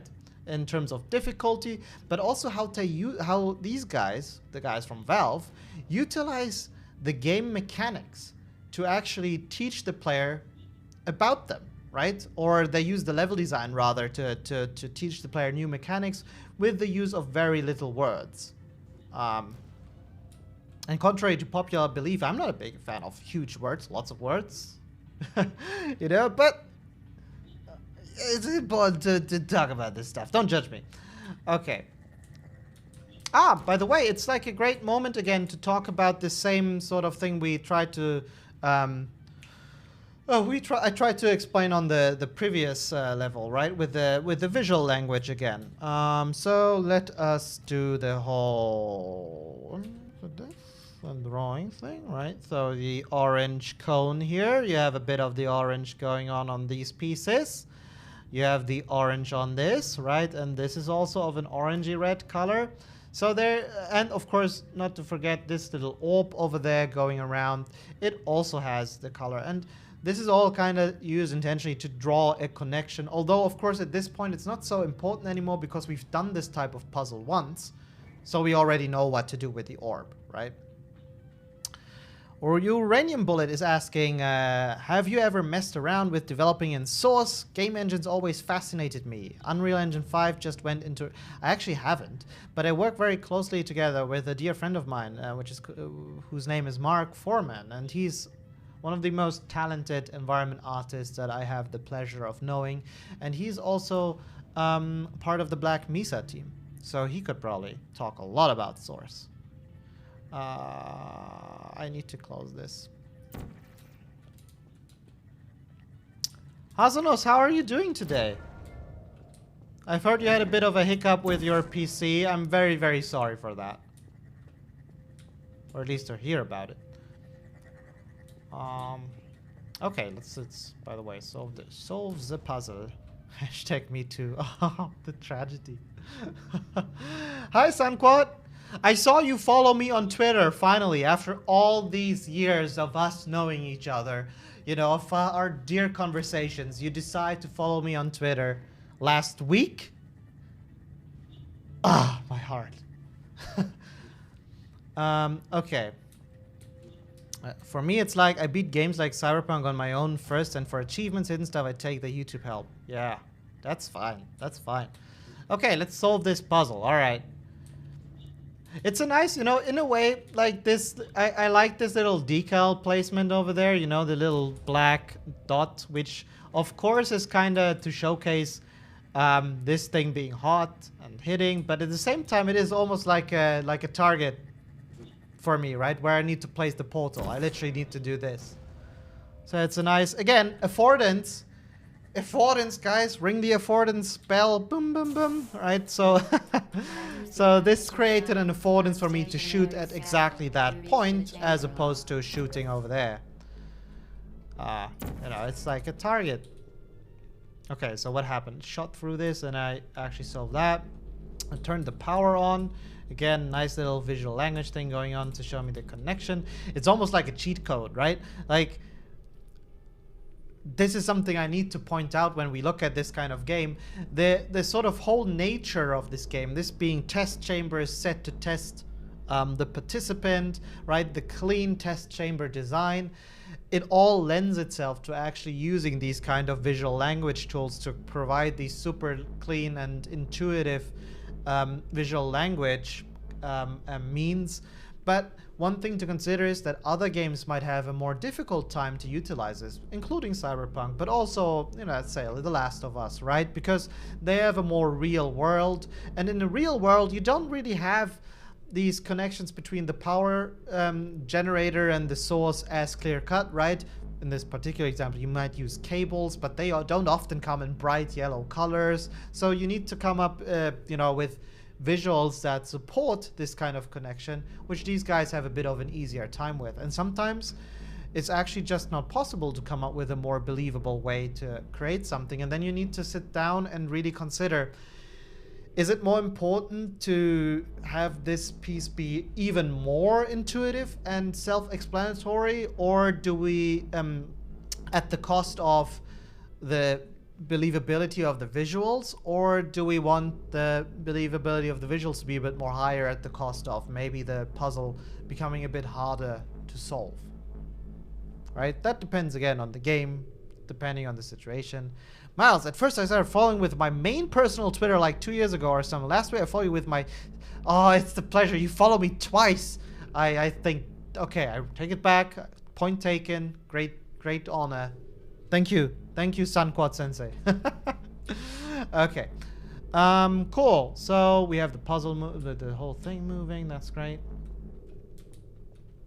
And again, notice, by the way, how up to this point, the whole orange or blue color not only reflected in the portals, but the whole bluish color tone being used for interaction and like devices that allow me for progression is holding up, right?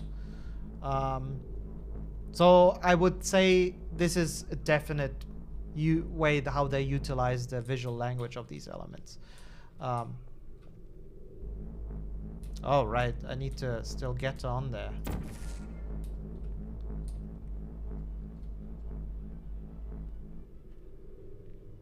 You think that this might be, you know, why we also did this? How many puzzles was it ago? 2? The one where we actually dropped down, like, you know, had to drop down below to drop down from the top on the glass platform. Was this sort of in preparation for that? Because it's literally the same thing, right? I wonder if this is sort of, you know, was made to prepare us mentally to sort of do this. So they were doing a bit of work earlier to kind of guide us later, right? It might be. It might be. I think it wouldn't be too far of a step to make that assumption here. Why do I keep failing with these buttons? It's incredible. Nah, look, that's me.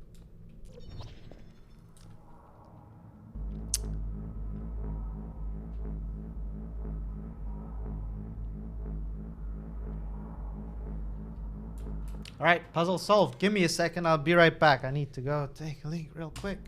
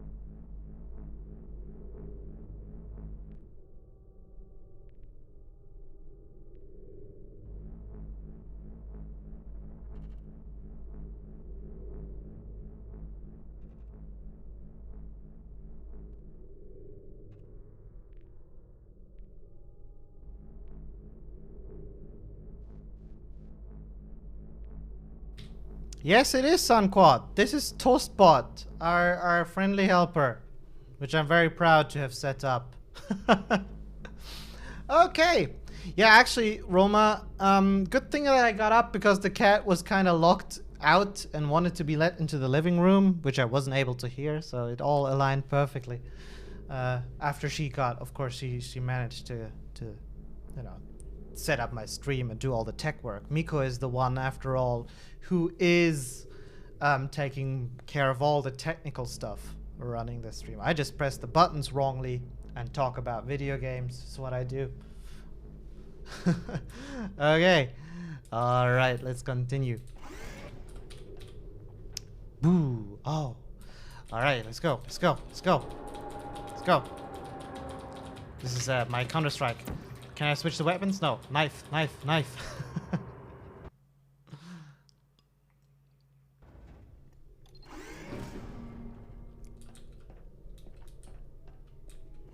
Please note that we have added a consequence for failure.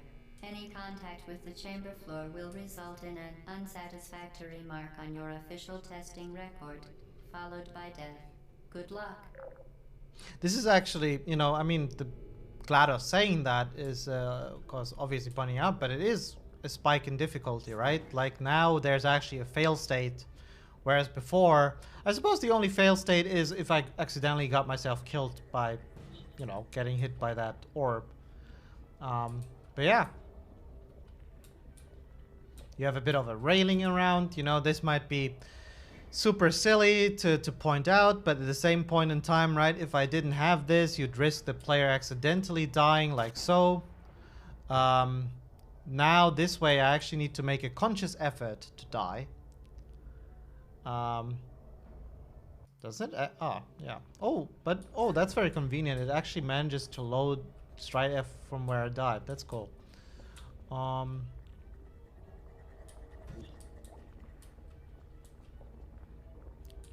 Okay.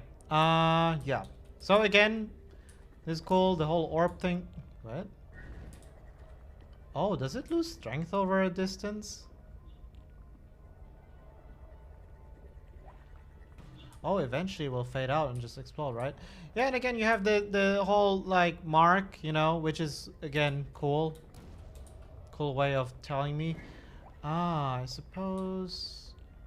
Right, so let's assume I don't have any clue what's going on here, right? Like, I look at this and my mind just blanks. And I go, I don't know what this puzzle is supposed to do, right? Even then, First off, you have a few tiny tells, right? The light source again with the orange light, but it actually, oh, actually, it's, you know what? Frick, I paid good money for this. I didn't. Oops. So the light source right here, but it also actually shines over there, again, creating almost like the target that we had before. But also, again, you know, this thing, right? These are sort of the things that I actually work with, more or less subconsciously, right? So even if I as a player look at this and go, fuck, I have no clue what to do, the moment I will shoot at this thing, because it's sort of, again, we talked about it, creating a bit of an affordance, right, for me to shoot at it, I will see things happen, like, oh, it rerouted this. Ah, maybe I can work with this, right? And you're like, okay, so what happens here? And you know what? It creates another dot, which is great, I suppose. Like, what happens if I shoot at that? It starts looping almost infinitely, right? And now I am basically left with the idea of shooting at the next target. Oh, I shot. Oh, well, this works as well. It's kind of cool that there's multiple solutions. I actually wanted it to go through the blue portal. Oh, which it couldn't have. Oh, actually. Screw what I said. But even with the light not being visible, right? I think, you know, this sort of just doing it and seeing how the orb gets rerouted onto another path, it already kind of helps figuring it out a big time, right?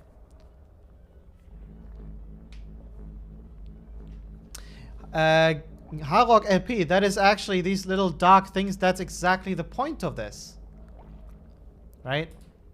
It's exactly the point. Okay, so now I need to move over to that.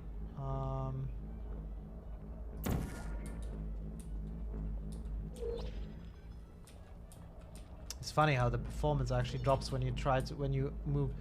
Here, like, literally, good performance, oh, really shitty performance for a moment, and then it's good again.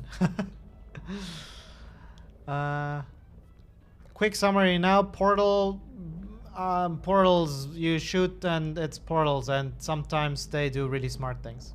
Also, we had a cat. Okay. Alright, the orange one is always the same, okay. And now I'm sort of, I suppose... Here it's actually, I need to think a bit outside the box, because if I shoot at it, I'm like, it doesn't quite work, right?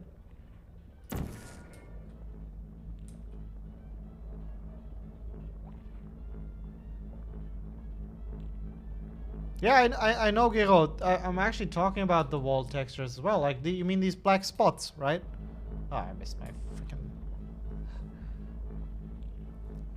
So crazy to think Portal takes place in Half-Life's universe. Feels like people forget about that at times. Yeah, they are in the same universe. And actually, Aperture Science and... what was it again? Mr. Freeman's company, they Black Mesa, was it? They're rivals, right?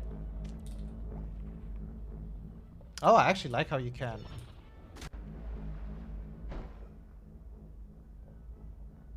What the fuck?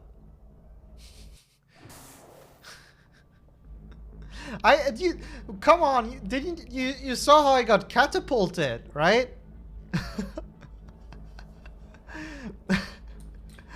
Oh, fucking hell. I wanted to say I like how I can look back. You know, when I shoot the portal, I can actually look through and sort of use that, you know, almost like a Mario level to go, oh, hey. And that's where the freaking radio is? Really? It's on here? No, no. No, no, come with me. Ah, fuck, I couldn't pick it up. Alright. I'll get you next time, radio. You shall live now. Please note that any appearance of danger is merely a device to enhance your testing experience. That's not even a lie, what GLaDOS said there. Man, the portal just yeeted me into the acid.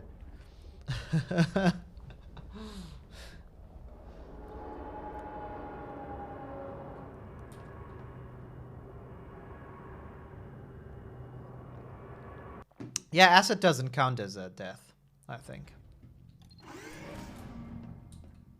The Enrichment Center regrets to inform you that this next test is impossible. Make no attempt to solve it. Oh, they placed the radio in a space where I... But again, the positional audio kind of, you know, makes it so that the audio could be seen as a bit of a like guidance thing, right? Because it's on the right side, I kind of hear it, so I'm more inclined to look to that direction. And what I Center apologizes for this clearly broken test jam. And what I like about this is that they use this thing, which used to be only just at the end of the level, sort of, now as an actual element within it, right? It's a nice reuse of this kind of thing, which you will see that if I use this. Once again, the Enrichment Center offers its Goodbye, most companion sincere cube. apologies on the I wish you were the occasion of this radio. unsolvable test environment. Okay, so what do I have to work with here? I have the portal up on the left. You know, I know that I can connect to this. And this is sort of like a good sort of way to look at this kind of puzzle design that they're doing here, right? How Frankly, well does it this work when chamber I was a don't mistake. understand it and just If we mess were around you, with it? we How would quit much now. am I able to figure it out through that action, right? So again, might not have a clue, so let's just do this and walk through. I see the radio. No one will blame you for giving up. In fact, quitting at this point is a perfectly reasonable response. I see. That's what the radio is for. Incredible. Oh, you can't through the portal, of course. See, so this is the kind of thing that I mean, right? Like, Quit now, and cake will be served immediately. whoever does the joke now, I don't know what the responsibility, like whoever does it first. Come on, no cake is a lie jokes, nothing. I'm disappointed. Difficult. Okay, so my point was sort of basically like, hey, if I don't understand the whole thing, then basically I can just mess around with it, and through that I'm sort of led to find a conclusion as well, right? Like, because now I'm on the same height than this gap, the radio is a bit more obvious than it was on the ground level. As I'm looking around for a solution, not being able to find one, my gaze falls on this whole thing, which admittedly I could have seen from the bottom, right? But, you know, changing the perspective up to here, again, allows me to find the next piece in the trail of breadcrumbs more easily. So I suppose I can just do this. And at this point, you know, hell, this might even just be placed in the means that, you know, like, not only does it get the player's attention, but even if it works because the player gets annoyed by it, by the radio, and just wants to shoot it, you will accidentally actually stumble over the solution to this puzzle, right? Which is fair. So now I realize that I've actually done it wrong, which is okay, right? Like, I have done one step, I now understand, oh, I can go to the other side, now I can press the button, but at this moment in time I realize, ah, crap. Luckily, I can just walk back and then do the whole thing again with the next step, right?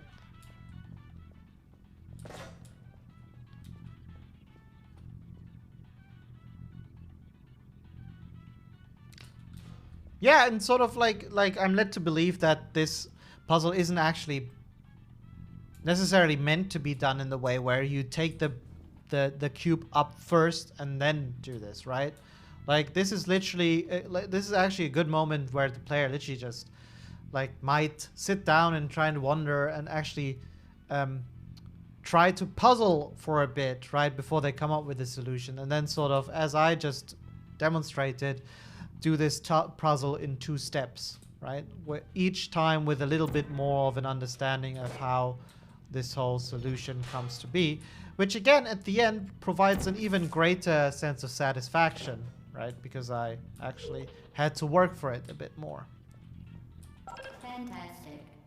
You remain resolute and resourceful in an atmosphere of extreme pessimism. That's important for any game dev, by the way. No, but there you go. like two-step sort of puzzle. Very clean, very elegant. I like it. And you see how I actually feel like I did come up with a solution myself, but it all happened because the pieces were laid out very carefully for me to be able to piece them together. Sweet.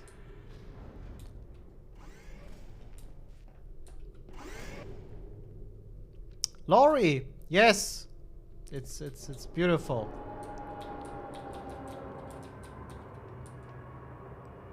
That's a really good point that Laurie is making there, right? Like, but I think it's the same thing why this not only is an argument for why it's so well designed, but also why it is a bit easier with the visuals, right? Like, they only have the elements in this. Like, they only have the elements in this that are important, right? There's nothing out of, like, no noise, essentially, right? Everything sort of has a role in the puzzle-solving process, which is easier if you don't need to create believable, mega believable environmental spaces, right? While at the same time allowing for much cleaner and awesome designs, I suppose.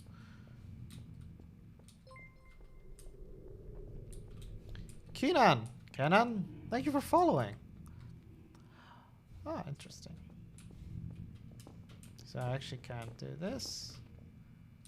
I can progress, so I might try to shoot stuff, right? I couldn't. Then I turn around. And it's a bit high, but it works. I kind of go, okay.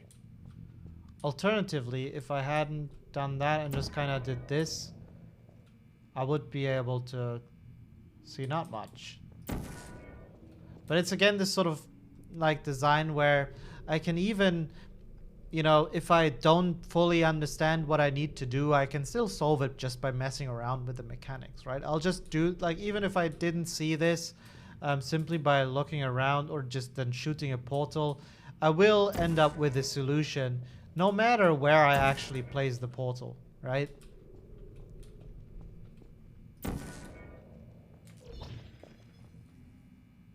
They probably had to very carefully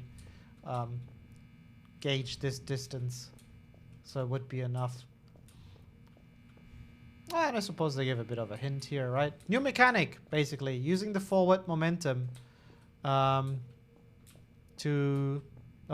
kill yourself in acid or to actually progress through a level, right? Because the portal isn't directly connected to the surface that you need to go to, but you actually fly out a bit. So that's a new mechanic that we're being taught. And again, we're being taught this by basically not being allowed to fail this, right? Yet we kind of get to it by experimenting on our own. So it's kind of cool. It's kind of cool. This unsettling feeling of loneliness is so nicely done. It adds so much immersion. Yeah, I agree. And also the cameras everywhere, except for in this room. Oh, and here's the second step, right? So you basically get to do the same thing, but now from a higher vantage with more momentum, so you can actually see how the momentum builds. Spectacular. You appear to understand how a portal affects forward momentum, or to be more precise, how it does not. Good.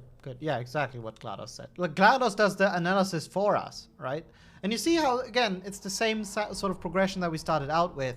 Tiny little step, then slightly bigger step. I come to an understanding, and I can almost guarantee that next one I need to entirely figure out by myself, sort of with a slight caveat. Yeah. Oh, movement. Right? This is like the puzzle needs to be laid out that way, so it's actually like much the same like before, so I can get yeeted over, but it's not really an intuitive place to look at, even after having done this before, right? So just having this platform actually move out, not only narratively is kind of cool to see how this place works, but also serves to catch my attention, right? Freaking radio. I wonder if also the radio plays this role of sort of, you can hear it, you look at it, So you're a bit more likely to actually make that, you know, like from here to turning around 180 degrees is a bit of a fast step to expect anyone to do. But sort of doing a 90-degree view of first, like, where is that fucking radio? Ah, it's here, and then having the movement, it's kind of cool.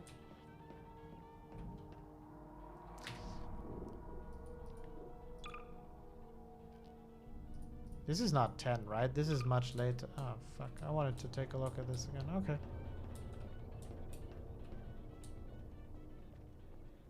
Staircase, you guys. Affordance to walk down. But also up, I suppose. And then I go down here and I'm back at the end. Momentum, a function of mass and velocity, is conserved between portals. In layman's terms, speedy thing goes in, speedy thing comes out.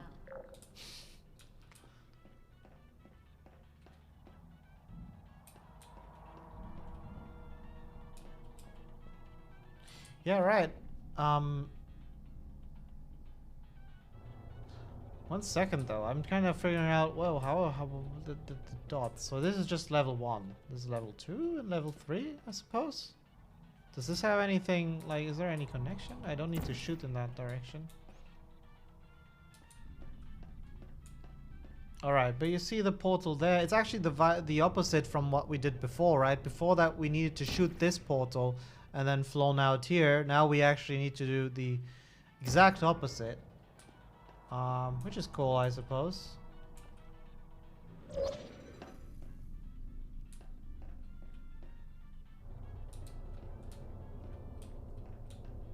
Right, and then it's the next one, and I need to go this way. Interesting. Talking about affordances, right?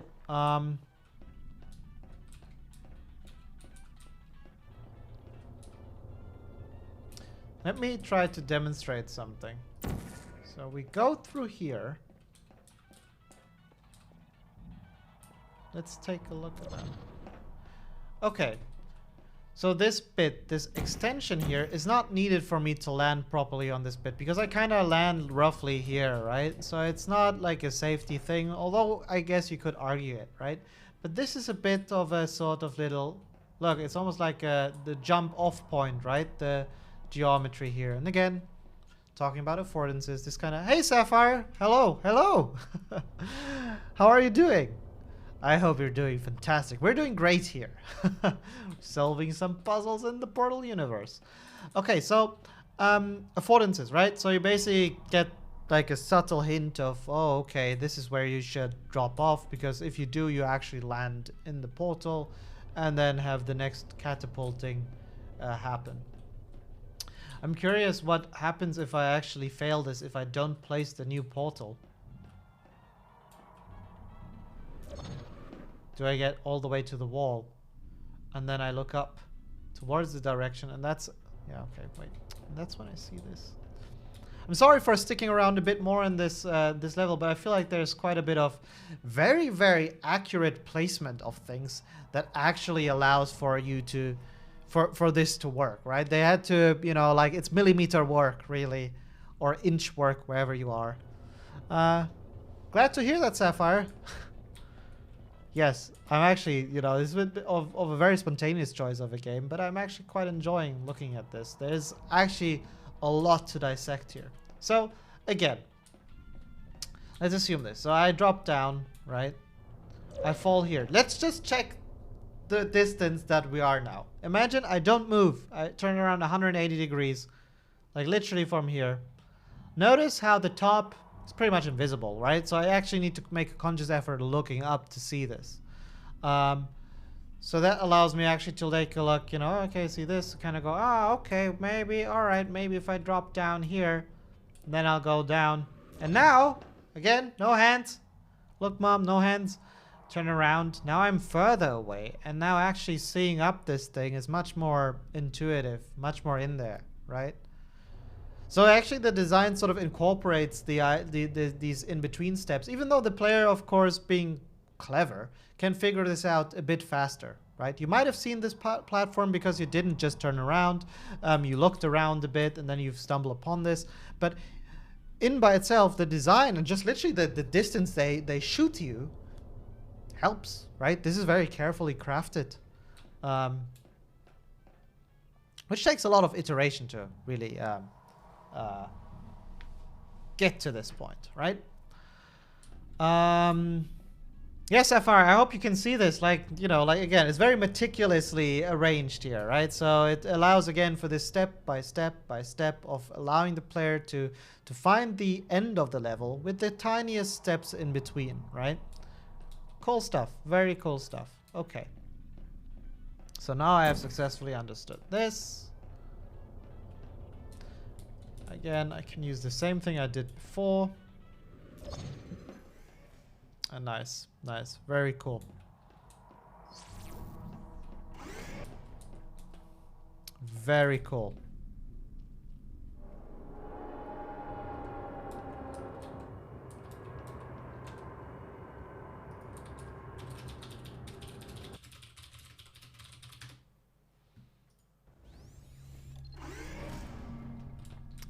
Boop-be-doop-be-doo, boop-be-doo. The Enrichment Center promises to always provide a safe testing environment.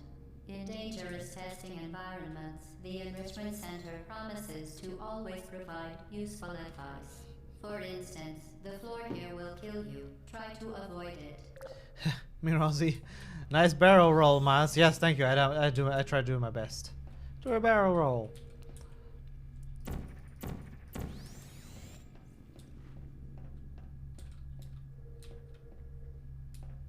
One thing, by the way, that I must say, you know, this is a very personal opinion. I have come like to think that in recent years, this whole at the time when Portal released, it wasn't, right? But this whole sort of sci-fi, ancient ruins, blue lines visuals is so overdone. Do you know what I mean? You have like these ancient ruins that have these hi-fi blue LEDs running through them to make them look like, oh, it's ancient civilization, all that stuff. Man, there's so many games that do this. Don't you feel what I mean? I feel like it's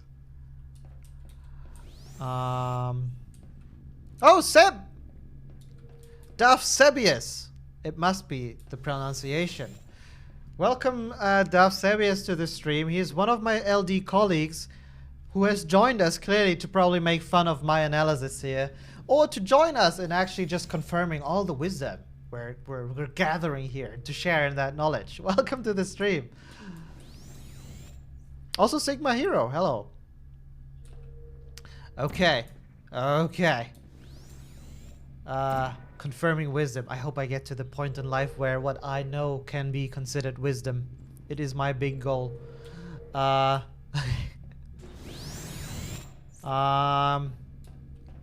Dude. Okay, wait. I've got sidetracked. Like, now I'm under pressure. What the fuck? That sound is loud. I have this thing going on. Again, I have like a bit of a sort of vantage point. You know, might as well use it. Let's see. Oh, we're familiar with this kind of situation. Look, they're using the portal gun again.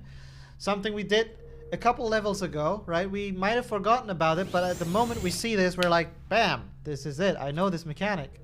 And they're combining a lot of the sort of older mechanics with new ones to create new puzzles. So we're definitely building up layers and layers of this wonderful cake that is the Portal game. Yeah, by the way, tell Pavel I said hi. Have a great evening. Thanks for stopping by. Okay, let's figure this one out. I was just kind of thinking, you know, this must be sort of relevant. Okay, wait, so... Alright. We have the portal, the orange one going around. This one is doing the thing it did previously. Funnily enough, these weird arrows earlier are not there anymore because they're frankly irrelevant. Again, let's figure out what happens if I just mess around. Like, I don't understand what I need to do, right? I'm just checking this.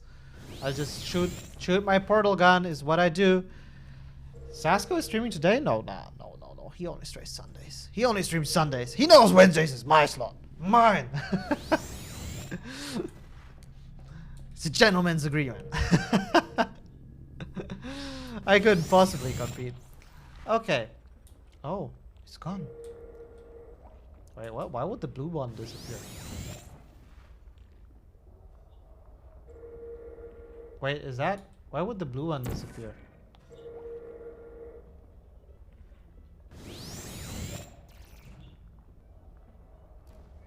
Does the blue one always disappear when a new orange one gets created?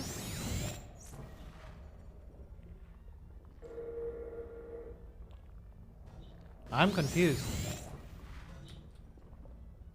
Why did it disappear? I mean, I can understand why it might have disappeared from a design point of view, but I'm just like in terms of the system work, why would it disappear? It stayed on top? Oh, this was the position of the orange one. Yeah, silly me, of course. Thank you. Thank you for pointing out my stupidity. Much appreciated. Okay, all right. Now that we have that figured out, what could I have done? Could I have popped out at the wrong spot? No, like the only valid position for me to pop out of, even though this orange one spawns in multiple places, but the only spot that doesn't kill me is actually the one that leads to the button. Which is again, I can't go back to showcase this, but remember what I was saying about, you know, like breadcrumbing your information earlier? I keep repeating it, right? But this whole section was hidden because it wasn't relevant to me until I got here, right? I think this is the first time we actually pressed a button. Oh, timed puzzle. Wow, this run is really bringing up a lot of elements at the same time, isn't it? Again, I'm just trying to play this in a way where I'm just reacting to what the game is throwing at me, right? I'm not trying to be smart. So, literally, I press the button and I shoot at this.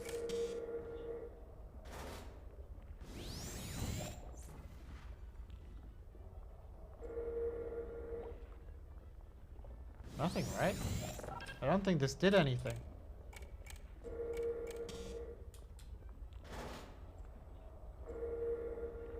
Oh.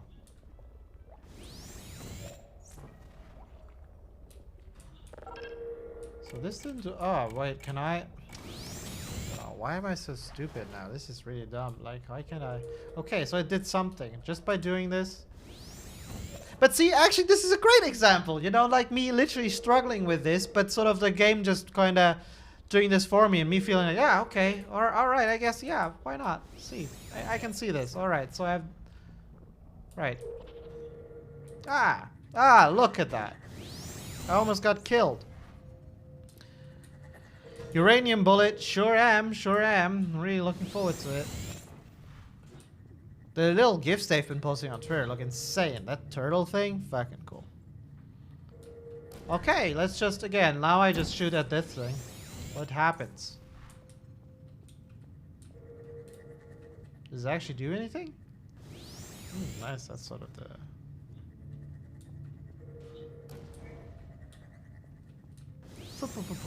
Oh, it goes. Oh, I actually didn't need to do anything. It just did it. Interesting.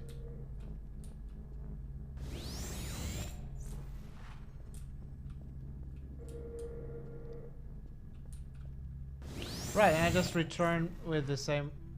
Wait, what? Oh. Alright, okay, I will say this is going a bit fast. Like, I literally... I just have gotten to a point where I feel like I lost control and I'm just being flown through this. Like, it's just happening. I don't know. The device has been modified so that it can now manufacture two linked portals at once. As part of an optional test protocol, we are pleased to present an amusing fact. The device is now more valuable than the organs and combined incomes of everyone in. Subject 1 yeah. You know, like this thing in front of me where the projectile came out of, that looks a bit like Wheatley.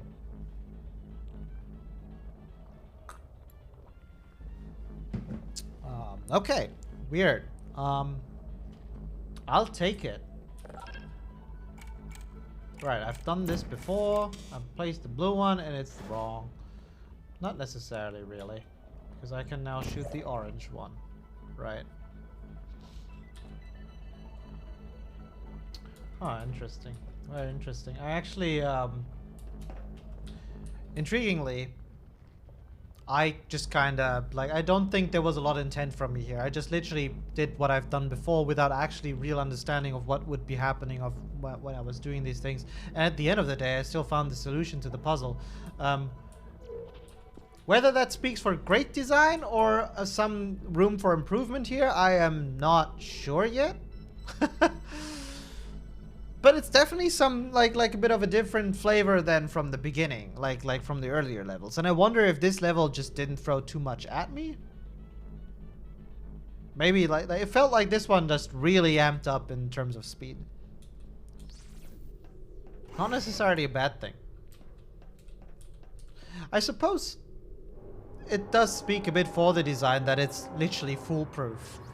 At least in this room, which you could argue it should be, given that it's the room where you actually finally unlock the full potential of the portal gun, right? So, maybe. Let's actually save. Oh, actually save here. Save. And I say it will do until, let's say, maybe... Well, how long have we been streaming already? We've been 2 hours. So let's live for 2 hours 20 minutes. Let's say another 20 to 30 minutes of Portal, and then we either switch to recording or just answering questions. How about that? You think that's okay? You think that's fine, or you guys don't want to go to bed yet? Either way. Oh, we have the one button thing again. All right. Let's become aware of what we see. See, so here, once again, you know, what we've been talking about in the previous streams a lot, right? Have a time for a good pills. Oh man, I'd love that. You sort of notice how I've been playing like this the entire time. This is fucking... I shouldn't play in window mode. You see how here, sort of, you have this bit of a gap, or like this change in brightness, right? Oh man, how do I draw this? Like here, it's actually brighter on the right side than on the left. You know, with the staircase obviously going here, and this is sort of course, to naturally sort of guide the player's eye towards the right, not only through the contrast and brightness, right? But you still have the staircase, the color there, the brightness, but also here is an interesting one. You know, that is getting a bit onto the art end, right? If we actually draw in the sort of guiding lines of this location, sort of here, nice how the gun actually complements this, sort of, right? For all for all intents and purposes, it actually really sort of seems to roughly come together. Did I move the camera sort of here, right, in this space? And sort of this blue line here with the stairs, it breaks a bit with this, right? Yeah, it is a bit of a break of this, and sort of, I guess that's why it pops into your eye a bit more, which is cool.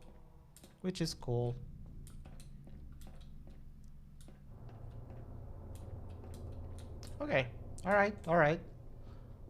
One thing that I've sort of begun to understand is that these staircases, even though they really invite you to go down, they're actually really just staircases to go back up. Interesting.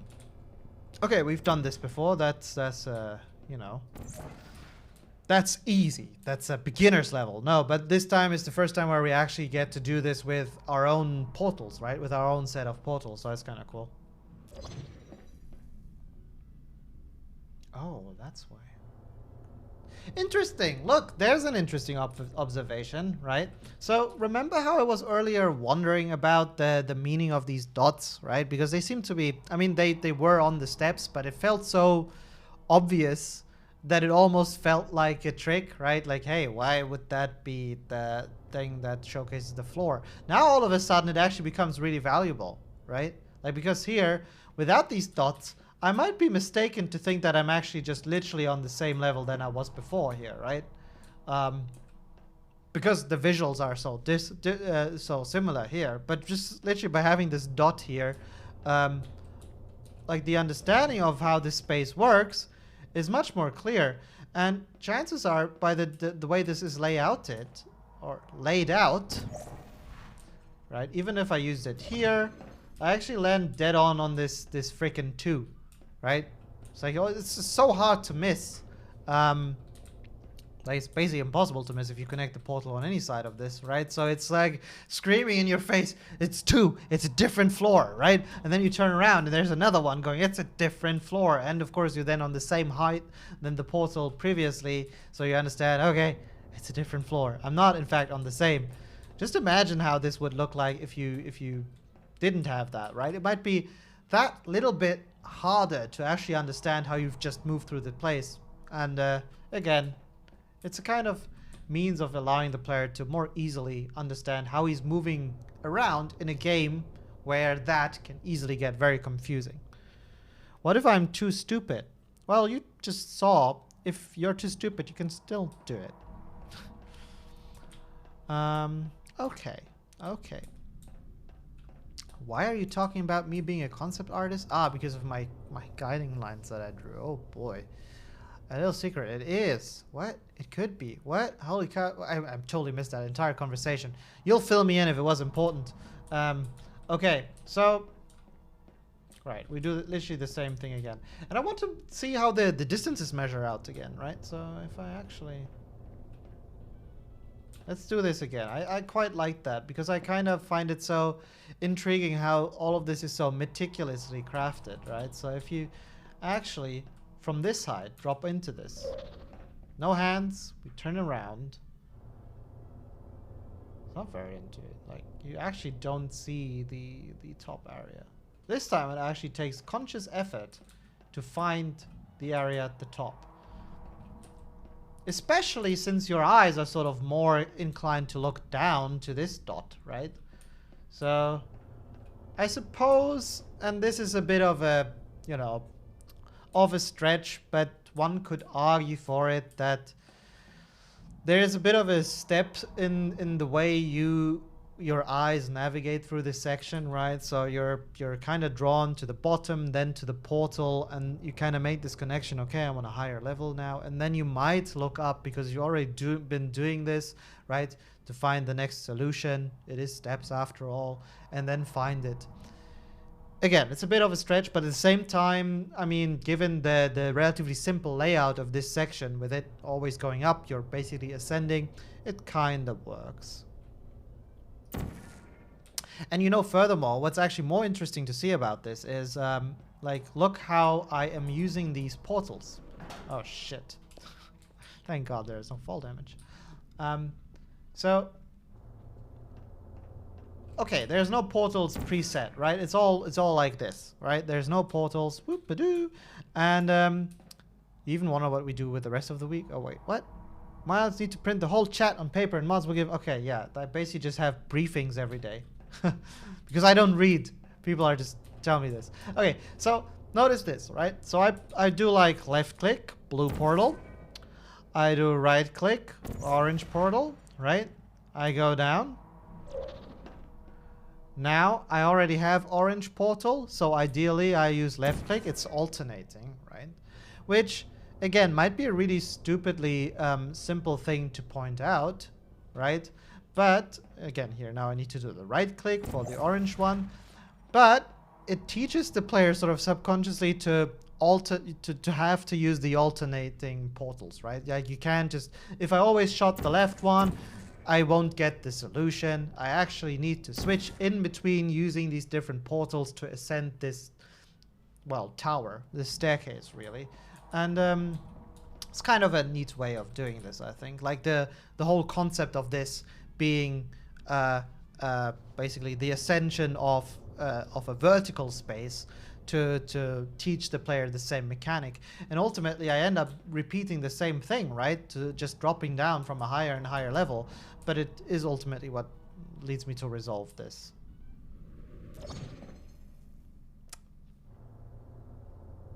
Almost. I feel like we know... they wanted me to land on this, right? Do you think it's... did I misplace it? What did I do wrong? This must be possible. This must be possible. Like, I must be able to place this where I land exactly. No, come on. Okay, so I just got stuck on this. Okay, so it felt like I would have pristinely, like perfectly landed on this. Oh wait. Ah, intriguing.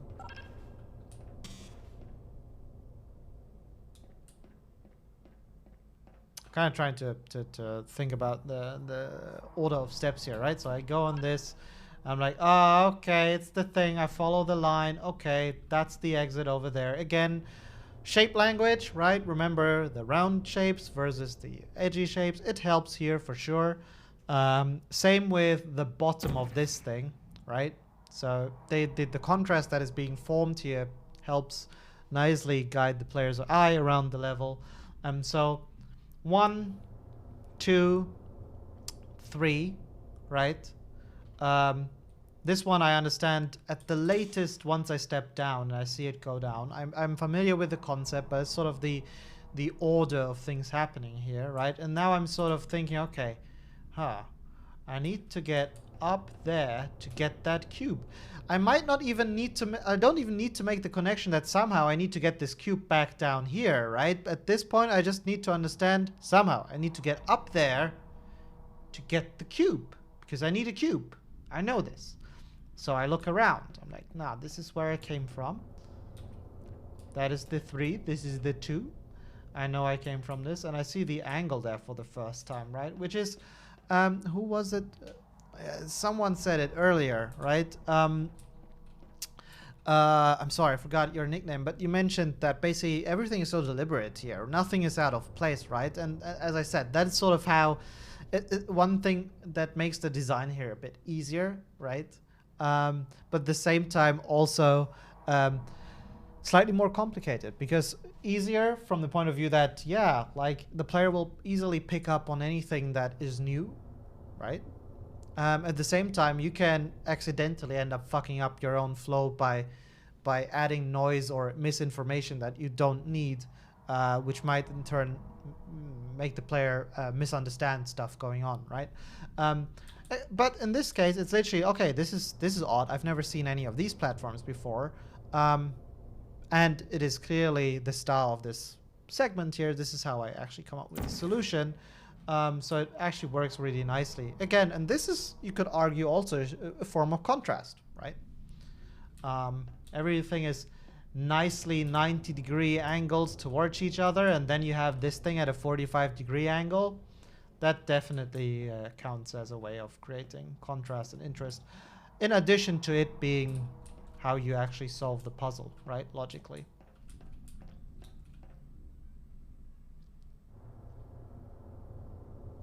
I would have loved more if, like, I could actually drop down from here straight to that part, but it seems like I actually need to go down and do this again.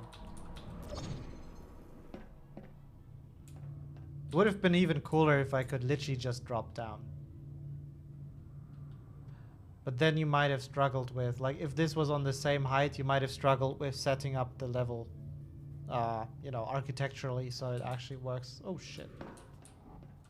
Yeah, because it kind of needs these to not be on the same height, right? Otherwise, it will be hard to read and hard to see. So that's why also the platforms here need to move together with this. Hence why you can't make them overlapping each other, which again then prevents the player from just from creating a layout where it's made in a way that you just drop down. One thing that I find interesting also, by the way, since we were talking earlier about the affordances of, you know, like how they use this little gap or like this ramp to actually add the sort of drop-off point. Here it's the inverted bit, right? How they're using a gap like this to sort of, you know, for my portal placement. But it's the ideal placement to sort of hit that middle or a centered piece of angle, you know, so that's actually kind of cool. Right? Let's try to prove my theory. Yeah. And ultimately, it doesn't really matter, right? I can go from anywhere, but it's just sort of like a nice little tell to imply this sort of having to go down. Whoops. All right, let's do it. Freaking great. I love it. I've got my companion here. I'm like, ah, no. Oh, no, I need to get back down there. Okay.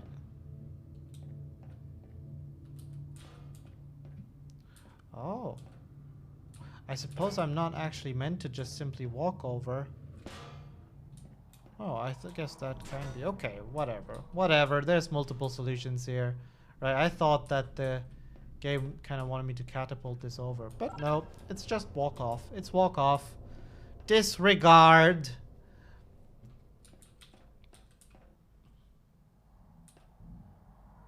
Good stuff, though. Good stuff. Not to mention that this... Not to mention that this catapulting thing is actually really fun. Just, you know, it's... Just that. It's really fun to do.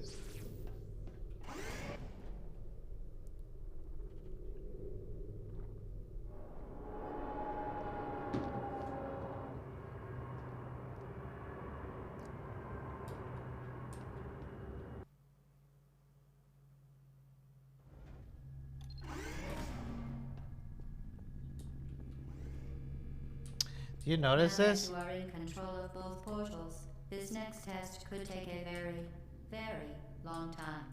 How even if the... you become lightheaded from thirst, feel free to pass out. An intubation associate will be dispatched to revive you with peptic salve and adrenaline. Okay, cool. Thank you, GLaDOS. So... Like, notice how the flickering on the right side, even that is sort of there to kind of draw your attention to the screen, right? You look at this kind of stuff and you're like, okay, all right, I get it. There's shit going on. It gives me a hint at, you know, how much there's left to do, but also how much there is here to, what the challenges are. Then I turn around. I get to see the button. Yeah, button. Woo! Okay. Get this thing. Right, so 1, 2, 3. I look around. Actually, I see the companion cube. Let's look at the. So this is very easily digestible, right? In a fun way, actually. In a fun way, actually, I don't even, you know, like even if I look at this first, this is so nicely segmented that, like, I don't need to worry about this, right? I can look at it and go, ah, okay, all right, whatever, and just focus on this section first, right? So it's split into nice chunks that I can actually solve, which I like.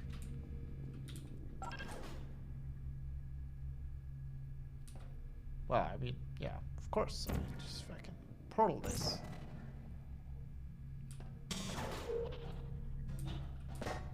Easy.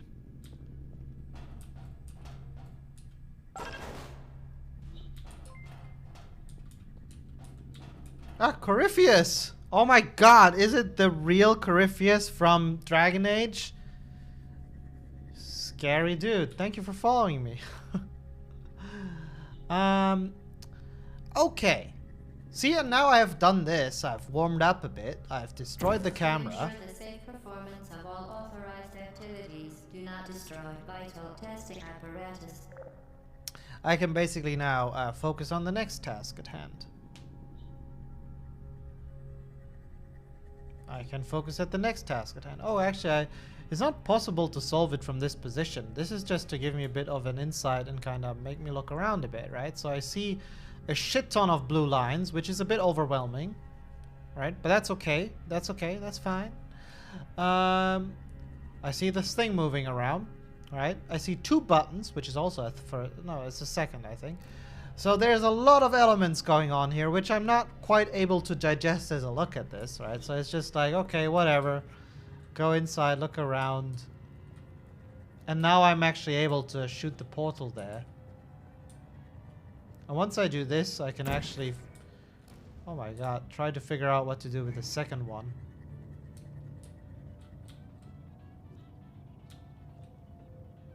Well, what am I supposed to do with the second one? Ah, right, it's around here. Why did I not see that? Okay. Yeah, I like, again, this spotlight is really nice. Ta-da! It's also interesting how these dots are now on the ceiling. It's a bit of a heavy signposting, isn't it? Well, maybe it isn't. Okay, so now this moves. Right? So I have this thing up there. And again, this is part of the visual language as well, right? Not only of the game mechanic, right? That all the portals can only be placed on this grayish concrete surface, but then you can actually utilize it here, right? So all of this is dark, and this also is dark. You look at the bright spot here, you understand, this is portal surface, so you know where to place the portal, right?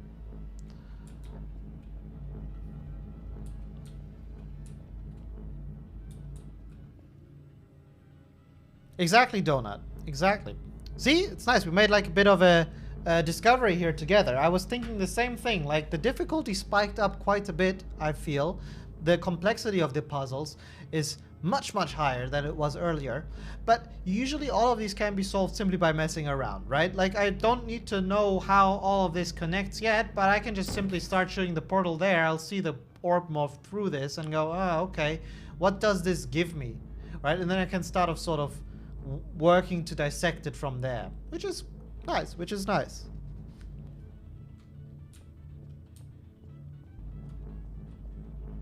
And I think that's what makes this game so fun and effective, because people who are much smarter than I am, they can solve this much quicker, right? And feel clever because they're so smart and all of that, and so fast with all of these things, while I feel great that I somehow managed to solve this seemingly impossible problem. Yeah, I think this is kind of a nice balance, actually.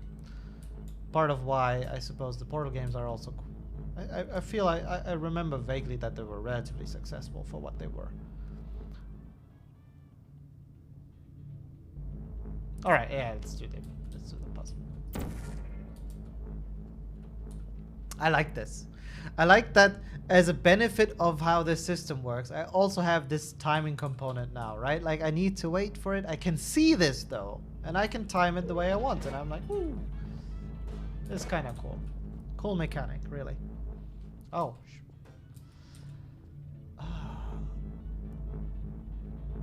Well, I suppose this is number one, and the other thing is then number two. So I go down one.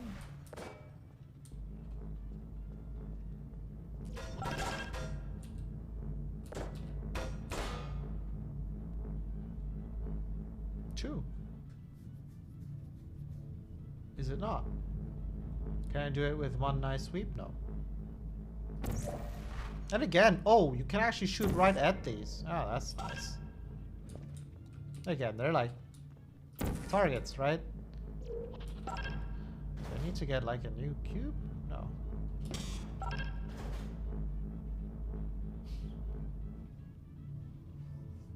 I like this a lot. Do you see this progression here? What's happening here? Right? So like I'm basically going the 1-2 step. And it's only at this moment that I really understand that, oh shit, I have another problem, of course, because this doesn't work. I'm so close to the goal, yet I can't actually reach it. I could probably do this to solve it, so that's cool. I could bypass the entire thing, or I suppose I could go through the tedious work of grabbing the other cube? Is there multiple solutions here? I don't know. I mean, this is definitely solved, right, if I do it this way. Kind of teaches me to think past the door, but could I also get the second cube, I wonder? Damn straight I could.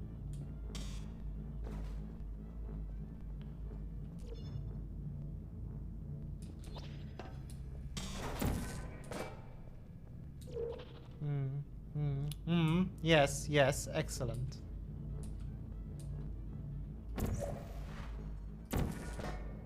And that, ladies and gentlemen, is the beauty of a portal puzzle, right?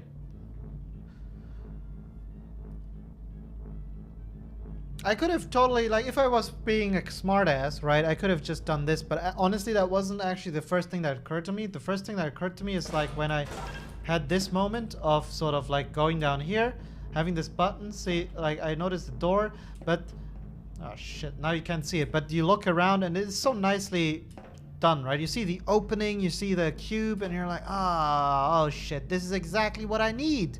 So you shoot the thing through that, and kind of build the progression from there. And that's something I really, really appreciate about how they design their stuff here, is how nicely linked these individual segments are. And again, how digestible these puzzles are, right? It's very, very sort of clean pieces of bite-sized pieces that are very, very digestible. And again, how cool is it that they're... Slow down, fella.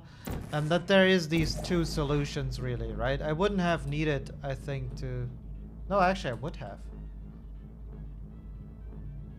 There is not two solutions to this. There isn't. I am mistaken. Because obviously, as soon as I move this down, it might work now, but even if I was... No, there is, of course. Yeah, I can just keep doing this. I'm dumb, sorry. All good. So there's two solutions, right? And then, like, you can feel really smart about it when you get to it faster. As part of the previously mentioned required test protocol, we can no longer lie to you.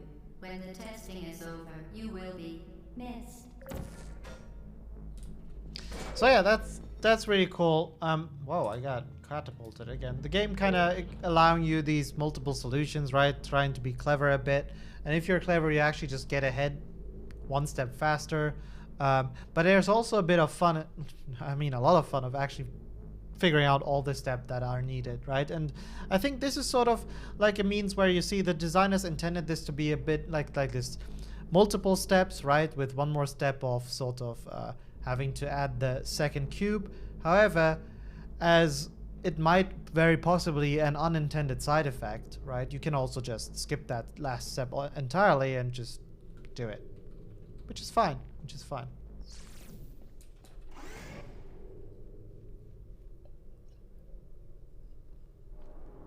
And I will say, these things end up being cool when they're in the game, but as I said, they don't need to be intentional. Certainly in Cyberpunk, we have lots of instances where, you know, designs in some places just work better than we thought they would, right? Like where people can utilize the double jump in ways or other abilities in ways that we hadn't initially intended to be used in that way, and that suddenly create cool new situations. And it's great when your level or system is actually made in a quality that it can hold up to that kind of stress on the system, right?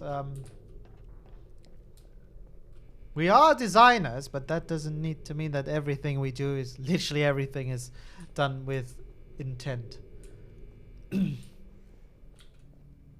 All subjects intending to handle high-energy gamma-leaking portal technology must be informed that they may be informed of applicable regulatory compliance issues. No further compliance information is required or will be provided, and you are an excellent test subject. I also like this kind of design where they, you know, they don't utilize it for every level, but it's sort of almost like a type of level at this point, right? Like this is the kind of where they sort of show you the exit at the very beginning as the very first thing, and you have to piece together how to actually get to that point. Sometimes they do this thing where they don't show the exit, and it's sort of like you just follow a trail of breadcrumbs and suddenly you find yourself at the entrance.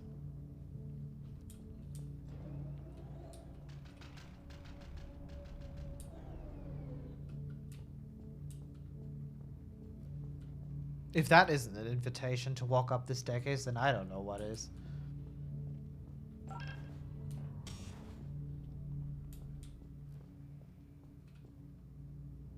Intriguing, isn't it? Like, literally I mean, this feels sort of, to me, like I'm exploring and figuring things out, but really I'm just doing the only things that can be done here, which is I walk around, I look at this kind of stuff, I go, ooh, button, right? So I click the button and I see, okay, I can't really get there. I can't do anything with it.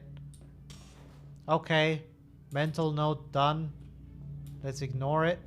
So I go to the one section where I haven't, and then the staircase is built up nicely, right? Inviting me over. And I get to see this. Oh. Oh, okay. Ah, see, look at that. Look at that. Look at the light.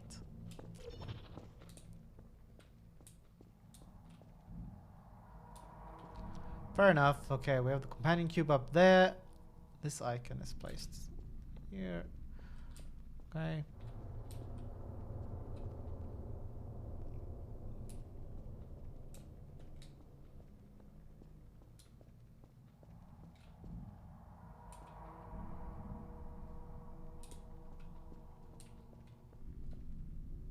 Oh, interesting. This is literally just utilizing what we've been learning on our learning in a more simplified fashion in the previous level, right? So I now basically get to do all of this that I've practiced on my own, right? Again, in a way, this is meant to be sort of like a spike, like or a new level of difficulty.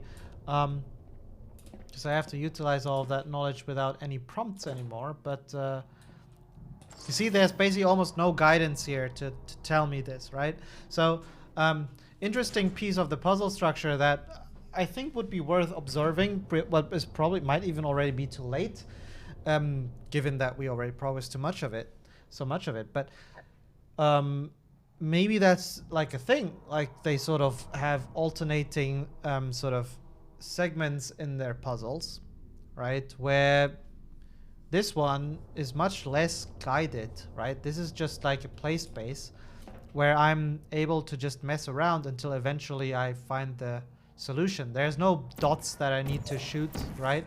There's no other guidance that really allows me to find the solution, but it's like a really small confined place where I mess around. Very simple puzzle if you think about it, really, but I have to, I'm more left on my own accord here, right? Whereas then you also have sections where it's of course much more guided. Yeah, it might be worth observing this sort of like kind of pacing, if you will. Okay, so I do this, I do this. Oh, the staircase is back. Why is it back though?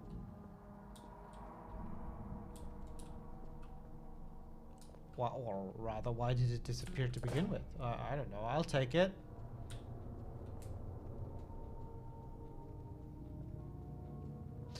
Interesting also in terms of, you know, compartmentalizing and splitting this puzzle, right? Because this is still not the solution. Still not done. Now I'm going into a whole new section where I still need to... just in order to solve this same thing.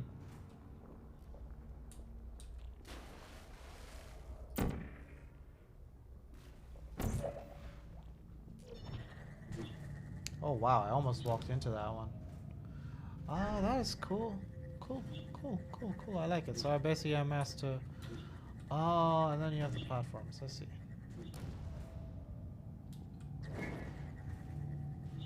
I need to be careful not to accidentally kill myself.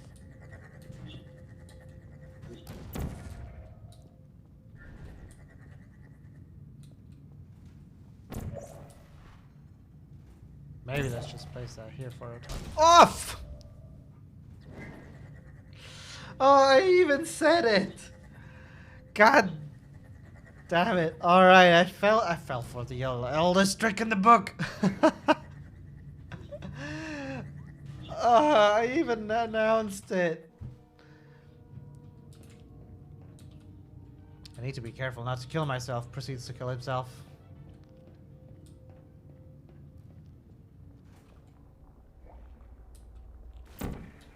Let's be clever.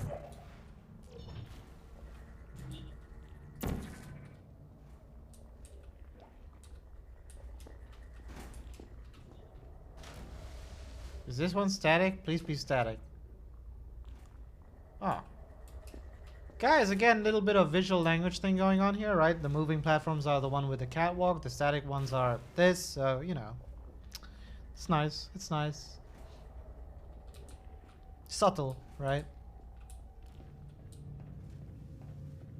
Let's not mess this up by using the wrong portal. I need to use the orange one. It is the orange one. Can I do it from this distance? Boo! Yes! Very good. A complimentary victory lift has been activated in the main chamber.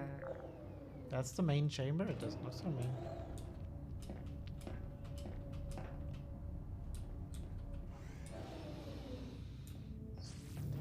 I feel like this is how I accidentally end up killing myself in real life. You know, just like, yeah, this is a really dangerous thing I'm doing. I should be careful. Boom, dead.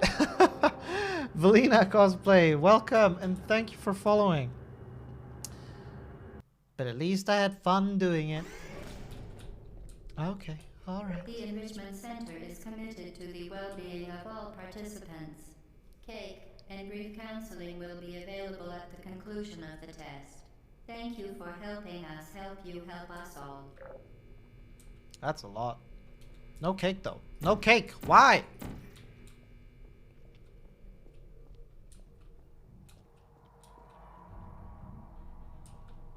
You better, Sunquat. You better.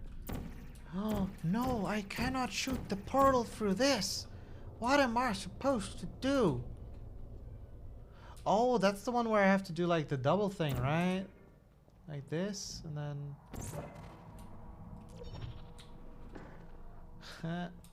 Now I have to carefully measure out the distances. That's kind of cool. But this is sort of, again, a means of creating an affordance, right? Like, just by having this platform be slightly extended over the others, it creates, you know, like a reason and in me the will to shoot the platform, to the portal onto that surface and to use it there, right? I don't get the urge to shoot the platform over there. I do shoot it at this thing, which is because it's expanded, right? And yeah. And knowing how to create these kind of affordances is an important part of the toolkit of a level designer.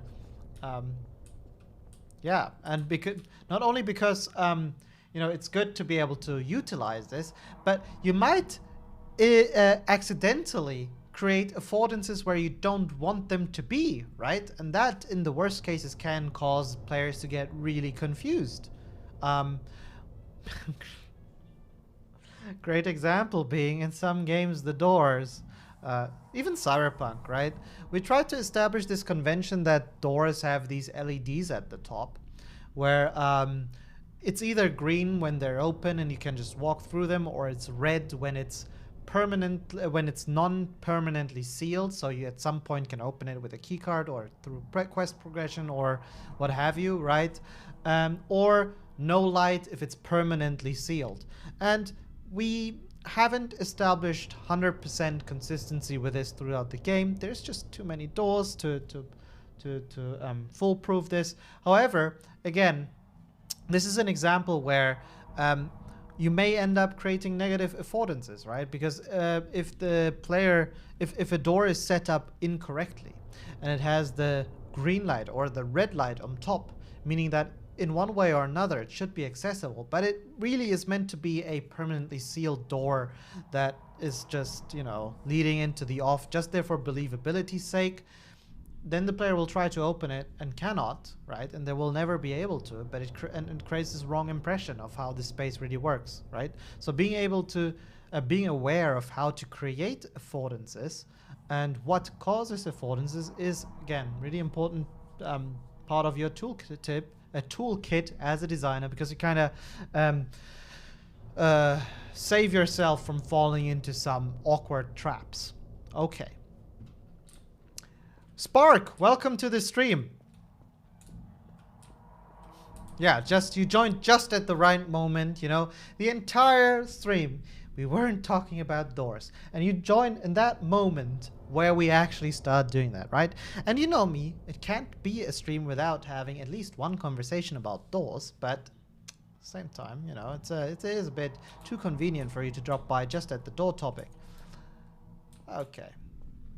So now I have to carefully measure this out, right? This is cool. And sort of the way this works, right? Again, even if I don't understand how this puzzle works, right? If I don't understand, okay, I can shoot through this and what do I do? This is really crazy. I have no fucking idea. Again, simply by the game creating the affordance for me to shoot at this, right? I'm sort of thinking like, Huh. This is the kind of puzzle that I did earlier, where I kind of am supposed to, you know, drop in from the high ground. So maybe if I do this, it will bring me to the progression. At the latest, when you do this once, you're like, oh, okay, all right. I clearly suck at this. Woo!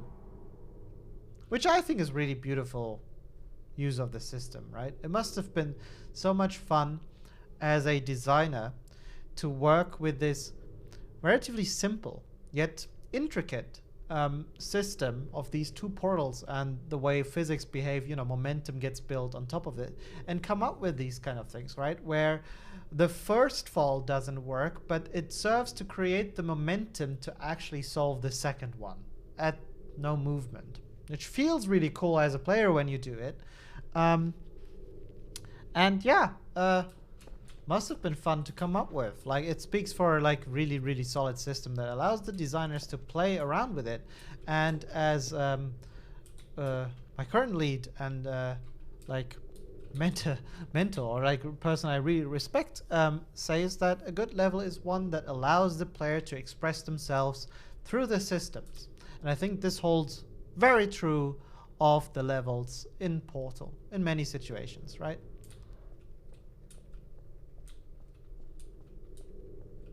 I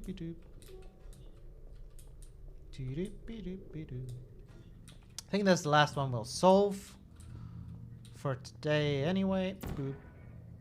Ah, saved by the bell.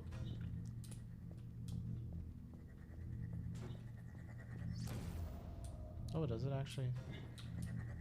Again, no idea. Let's see what happens. Ah. See, and like, I suppose the way this is structured is that now it's not a problem, but I think it will become a problem, these walls, right? Because I need to do this. Oh, it erases the... I like that. Look! Like, this was very authentic, sort of, I fell for that trap, right? I fell exactly for what I presume is the line of thought or the order of the thoughts they wanted to have. I'm like, yeah, okay, that's... Alright, that's simple. I can shoot through this, that's fine. But they just go, yeah, you walk through this, your portal gets removed. I'm like, ah, okay. Alright, you wanna play dirty? Let's play dirty. That's not how you solve this. Do I need to do the same momentum thing again? No.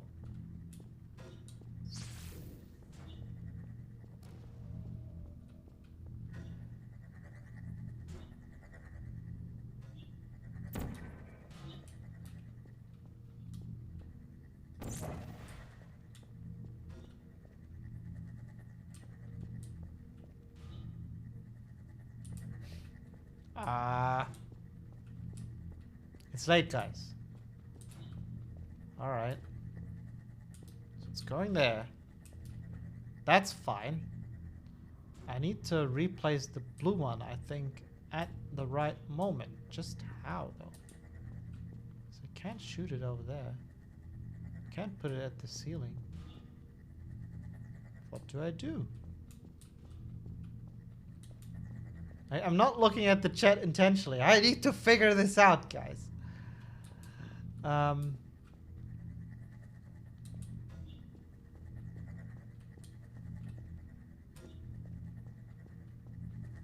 When I go through...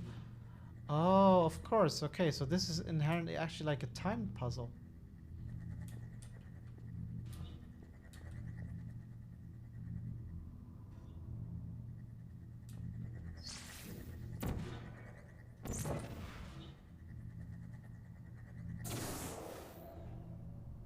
Wow, that was really cool. That's really cool. Yes, Toastbot is our latest addition to bringing this stream forward. He can't do much yet, but we'll work on it. Interesting. See, look at that. Look at that. I like this puzzle because it subverts your expectations a bit, right? Like I I presume many players will be like this because it's sort of like this. You go in there and you're like, ah, man, I've done this before. That's easy, right? Like, come on. But I didn't know before, and I only learned at this moment is sort of like, hey, you walking through this removes the portals as well, which suddenly puts a whole new spin on this. And you're like, wait, this used to be easy. What the fuck? And it actually is quite taxing. I found the whole timing this thing surprising, like a surprising spike in the complexity of this. But cool. Does it trigger you that this thing isn't centered for no reason? It does me a bit. Like there's no reason why it. I mean, maybe because it would be. Nope. It's just not centered. Just to mess with us. What cast the shadow here, by the way?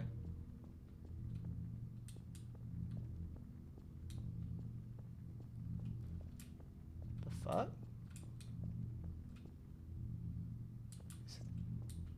Well, you know, see, we found another small mystery. What the fuck causes this shadow to be cast? Let's just ignore it. Would seem that it maybe it's a, I don't know, it's like this chair. Maybe, I don't know. All right. Yeah, so that wouldn't be an octopus. This would be a duopoly. Oh shit, you already did the joke. Fuck you, weird Spark. I thought I could do the joke, Spark, but there we go. You took it from me. You were faster, but great minds think alike. Wait, yeah. Fuck, this is long. All right, cool. I think this is. How long have we been going? 2.5 hours. No, that's just the recording. 3 hours. Let's go. One more step, quick step, and then go into Q&A mode. What?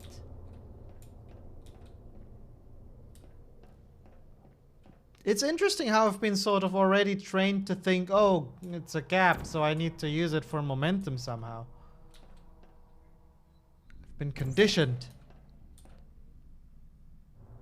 Oh, and they teach that to you with literally signs on the floor, which is fair because this puzzle is more about the skill, right? So I right click is the thing. Okay. No, left click. That is so disappointing.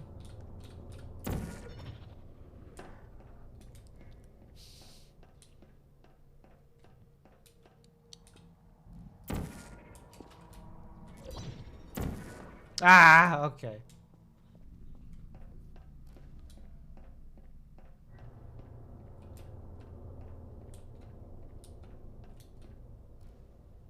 You know, it helps having this little gap here, right? To be able to connect back to this room, because just be like, if you look at this, you know, like, huh, okay. And then you progress forward and you look around here, you see the signs, but you also, if you look up, you see this and you're like, ah, okay, I suppose this is what needs to be done. Look at the great affordance created from this thing being slightly expanded as well. I get it, right? And it wouldn't work without this gap here, right? If you remove that, then making that connection, like, you can still solve the puzzle, but making the connection would be that much harder. Not to mention how it would also be a bit more annoying because you would need to go down and then actually kind of shoot the portal up here, right? So it's as much a matter of convenience as it is a part of allowing the player to piece together the steps needed to solve this puzzle.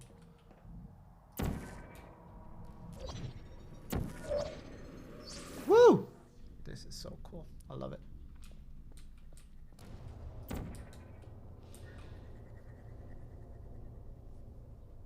Oh. Alright, I should push.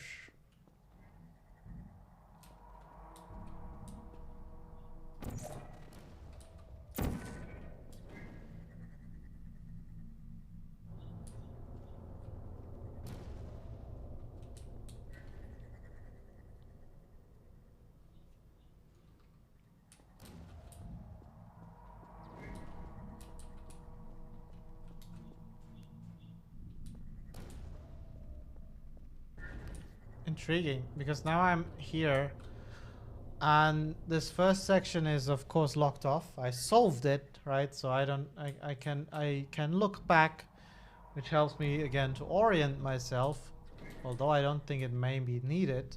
Like, this might have been a solid wall, it might be cool. Oh no, then you couldn't see the entrance here.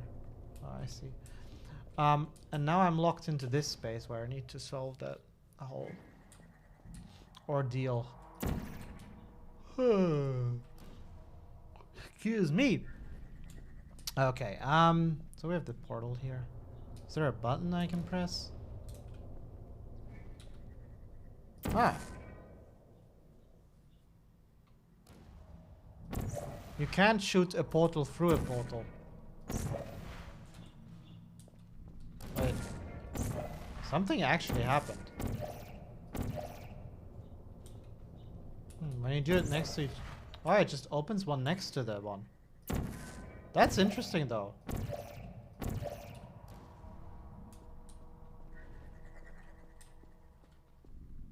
Alright, so I need to get this pulled back over here, and I suppose this will make the platform move? How am I supposed to build that momentum? Much more slower? Oh, I can actually. So I literally just do the same thing again. Oh, that was much simpler than I thought it would be.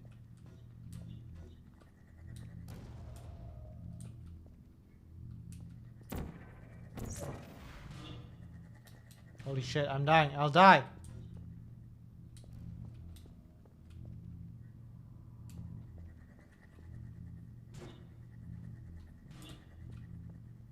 Oh, that won't be enough. It needs to be on this line.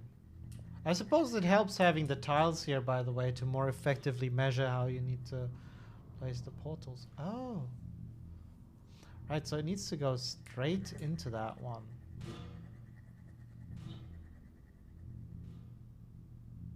Is that the solution?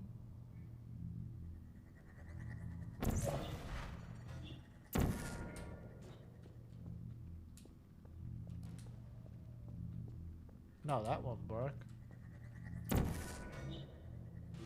Oh, no. This is not what I meant. Okay, so it comes from... Ah, this is where it shoots out, right? So it needs to go in that and be left out from here. Ah, from here perhaps.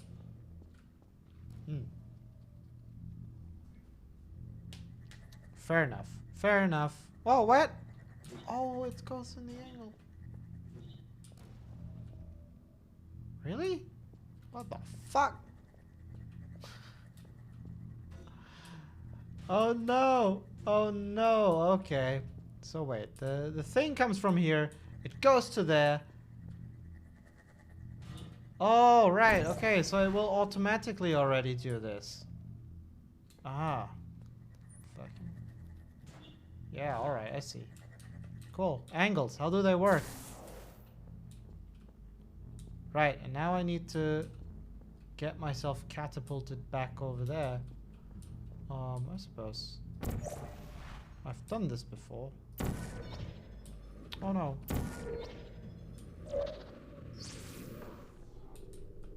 Solid. Solid. Okay, but you know what I like about this is that you really get to practice the whole flying thing, right? The momentum thing. You have to do it 3 times here, which really helps to solidify the concept, I think. After this level, players will probably have a very solid understanding of how that works.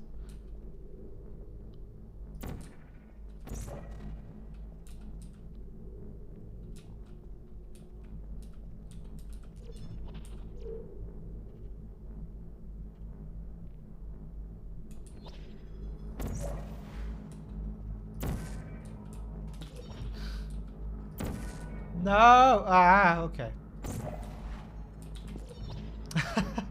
Alright, there's a cleaner way of doing this. I just felt pressured.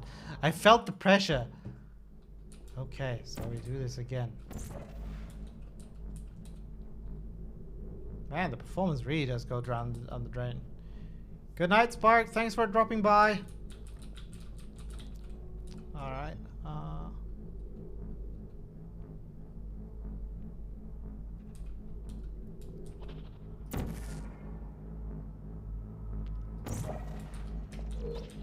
Oh, motherfucker, really? Oh, come on. This is... I know what to do. Why can't I pull it off?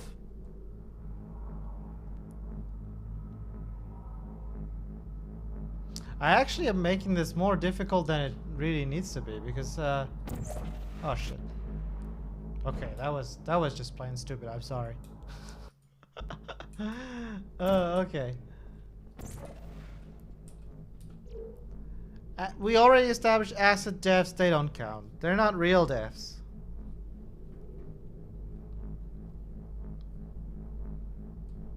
Wait, this is the orange one, right? Okay.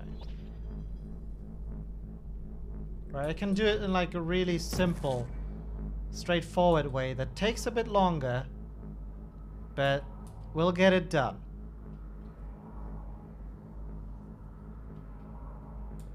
As a level designer, you make the world. Clashing Cough. Oh,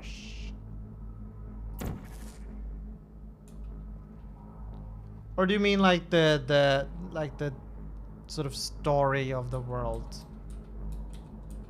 Because if it's more about how like the state of the world, the lore, right, then of course a good level designer is able to utilize that to enhance their level designs. Look at that. Did it. Wait, it doesn't stop and I almost got killed here. Holy shit. I hear the frickin' radio again.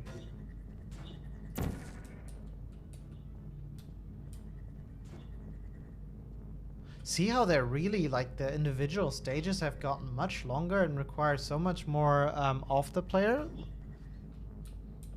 It's really, really increased in difficulty.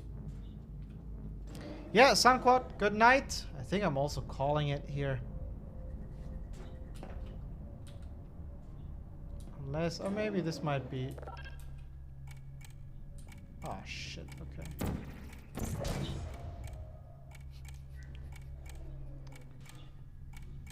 Okay. Okay. All right. I feel like this is a fantastic moment to go and answer a few more questions. Reconsider sort of what we've learned and take it from there, right? I got nuked. Oh god, again. This is the second time. Well, yeah, that fucked me over, didn't it? Yeah, so I think today this was a really interesting sort of look at how it is good practice to really become aware of sort of the complexity of your entire puzzle and how good puzzle design involves breaking the larger picture down into individual chunks that are more digestible to the player, right? And what I also found interesting is that it doesn't always need to be that the player will immediately get how the entire puzzle is supposed to work, right? But that it can actually be really fun to sort of have them even delay this moment of realization of going like, this is what the game wants me to do, by breaking it down into smaller steps. And I think this is something that will be, you know, very valuable knowledge to me or any sort of designer who hasn't picked up on this yet, because I think it's an easy trap to step into, right? When you're creating puzzles to kind of just want to show it all, want to do it all, expect too much of the player. And as with always, oftentimes a big challenge in designing is just showing the restraint or the awareness of when to restrain and limit the onslaught of information, and yourself as a designer as well, right? Yeah.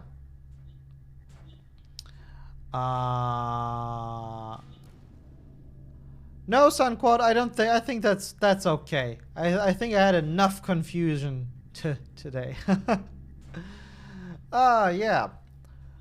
And I think, Portal is a great example of how powerful a very clean visual language can be. But again, it's not necessarily a great example from sort of like a real life environment, right? Like, because many locations, especially in the games that we make, it doesn't really allow for this super clean sort of language, right? Because of how much noisier our locations are meant to be, right? All the garbage lying around the Night City, all of the clutter, that of course is a lot of extra information to the player. So providing as clear-cut visual language, and this becomes a bit harder if you want to keep it believable. We can't always draw lines between everything going on, right? So that is something to definitely be aware of. All of this design, sort of like these little insights that we're gaining, you always also need to be able to contextualize them within the sort of context that the game that you're trying to make, right? You can't just take what works for a stealth game and apply it to a corridor shooter or even a puzzle game. Even though there might be some commonalities, some stuff works slightly differently, and you need to be able to adapt to that, right? Yeah. Do you have any questions? I will take a bit of tea in the meantime. Maybe.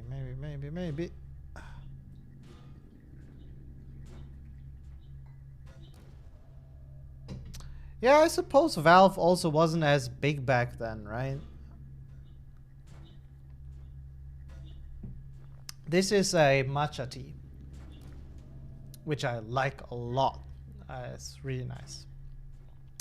I have played Baba Is You, and I think it's such a fascinating concept for a game. It's really, really cool. They, of course, and I think this is like a hallmark of good puzzle game design, right? They need to utilize this step-by-step learning process as well. They can't just throw all the words and possible combos at you, but this game works much like Portal because it allows the player to slowly conquer the difficulty, right? The game and make it theirs, sort of. What do I think about walking sims? I don't know. They can be really good. I think they're valid as games if that is sort of what is being hinted at. Yeah, I do firmly believe that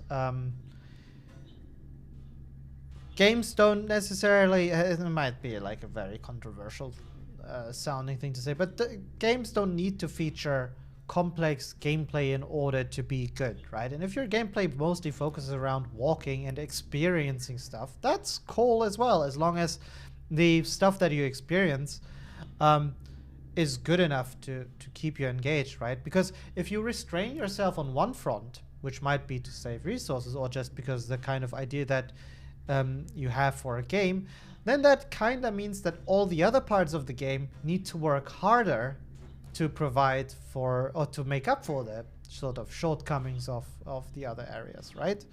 And that's fairly normal. And I think that's also why walking simulators are justified, as games and can be great experiences as well. Again, provided that these other parts are working out hard enough and are able to make up for the shortcomings of deciding not to have much more complex gameplay, right? Which level design in games inspired you? Oh god, that is so many games. I take great inspirations, of course, of the games that I'm a fan of. Obviously, I would have been the Dishonored series, right? I really, really like the Souls games. I'm a huge Zelda fan, right? And I think all of these kind of are games that, to a degree, feature great level design and also help to inspire me. And inspiration also, or what inspires you, also always needs to be seen in the context, right? It is hard to take Tetris as an inspiration for level design in Cyberpunk. However, it might be a valid inspiration for a Tetris-like other kind of puzzle game, right? Or even maybe this. Who knows? So that's of course a bit of an extreme example, but I hope you understand what I'm getting at, right? So yeah, it just means that given the right context, pretty much anything can be a great source of inspiration for your work. Pardon me. So they're really cool Zen games. Yeah. You know, for example, Journey, I suppose, could fall into the category of a walking sim, right? I mean, there's some platforming involved in that, but I think that is such a fantastic game. Like, experiencing that is so great, right? Especially if you have, I don't know how it is nowadays, but back when it had an active community, you'd actually get what I suppose was the point of the game, you know, where you occasionally had like a partner in crime who'd help you along. And there's like a super memorable experience of me watching my girlfriend play the game. And she actually had this one player who would stick around for like a few levels at a time, really, right? And it came to one of the levels where you have these huge snake-like creatures, right, that can kill you. And yeah, like, I don't know, it got to this, I don't know what exactly happened, what led to it, but it got to this sort of, it felt like super dramatic to this situation where the other player ended up sort of sacrificing himself to pull the aggro of one of these monsters so my girlfriend could more easily pass through the level after having journeyed towards this freaking mountain together for so many levels. And it felt really, I don't know, it was very memorable. It was a very memorable experience, and that stuck with me. And you know, that's a great experience to get out of a game that not many games that I've played have been able to replicate. Sort of this sense, this feelings, these emotions I had at that point, right? So it justifies even what you say, walking sims. Like these are full-fledged games as well, or can be rather. Pixel Breach is asking, yesterday I spent hours on ArtStation.com because I found so much artworks. Yes, yeah, our guys have been uploading a lot of awesome stuff. That was so awesome to see how detailed some items are created. It's so much.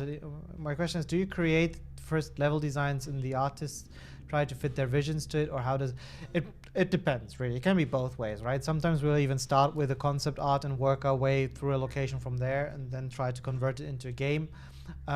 These other times we'll create our level designs first, build them in 3D, and then have the concept artist, take screenshots of iconic views in that and sort of draw their concept arts based off of that, right? So it really depends on the time and moment.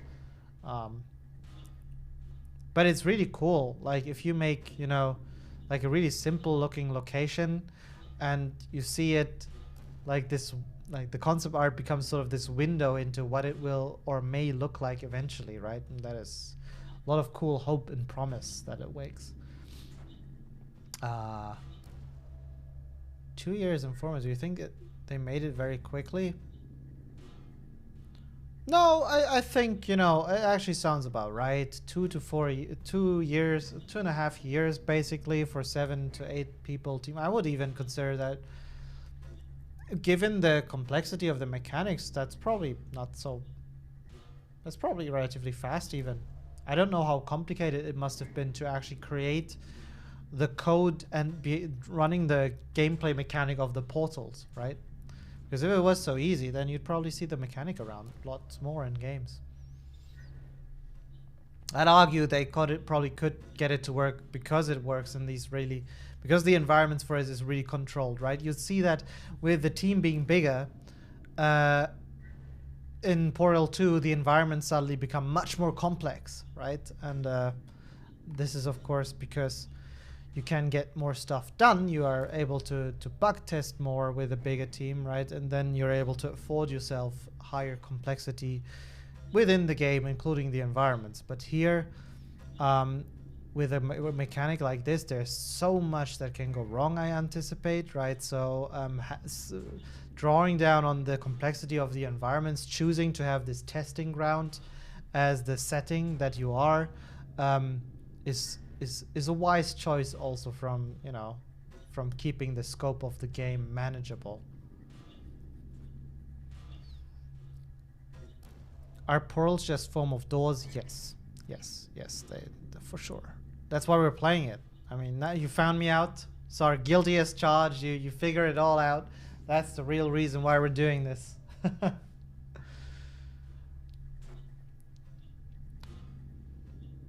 Well, Uranium Bullet, I haven't played Path of the Exile, but I wouldn't say that, you know, like, while the quantity of perks can definitely add to complexity and depth of a game, I don't think it is defined by it, right? There is games with much fewer perks and skills that allow for a much higher degree of depth than, for example, Path of the Exile, I would say, right?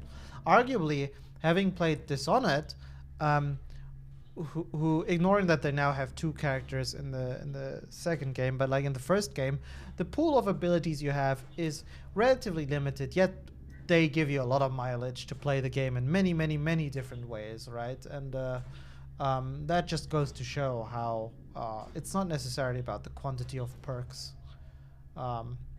then the quality, if you will. Let me take a sip.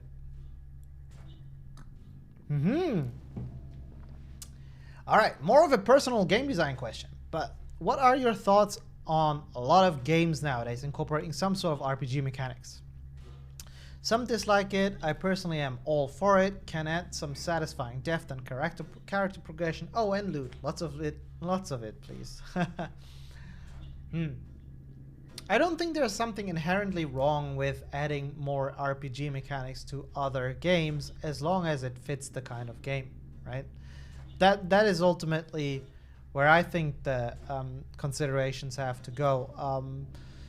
And it generally holds true that if you just brute force content into a game that isn't necessarily compatible with it, you just butcher your own, you cut off your own legs, right? And it's not really helpful. Cowboy, good night. Thank you so much for dropping by. Get some rest and see you next week, hopefully. Yeah, I was sorry, I looked a bit puzzled there simply because I kind of tried to pick up where I left off.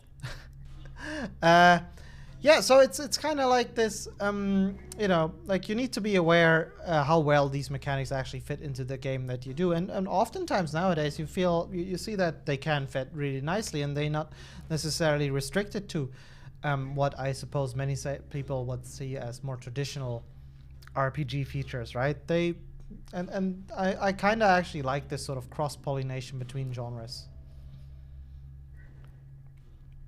Generally, why, you know, like genres are just, I think, like a way to more easily communicate and be able to more easily stick to what you like and define that more. But at the same time, is it really helpful when it comes to a design point of view, right? Like, genre conventions, you know, don't really mean much to the design of the game, and if anything, they can be really artificial limits, right? And what we're experiencing now, I think, is just people pushing boundaries more and not confining themselves to like a single kind of genre, but sort of spreading out more and ultimately creating more enticing experiences, right?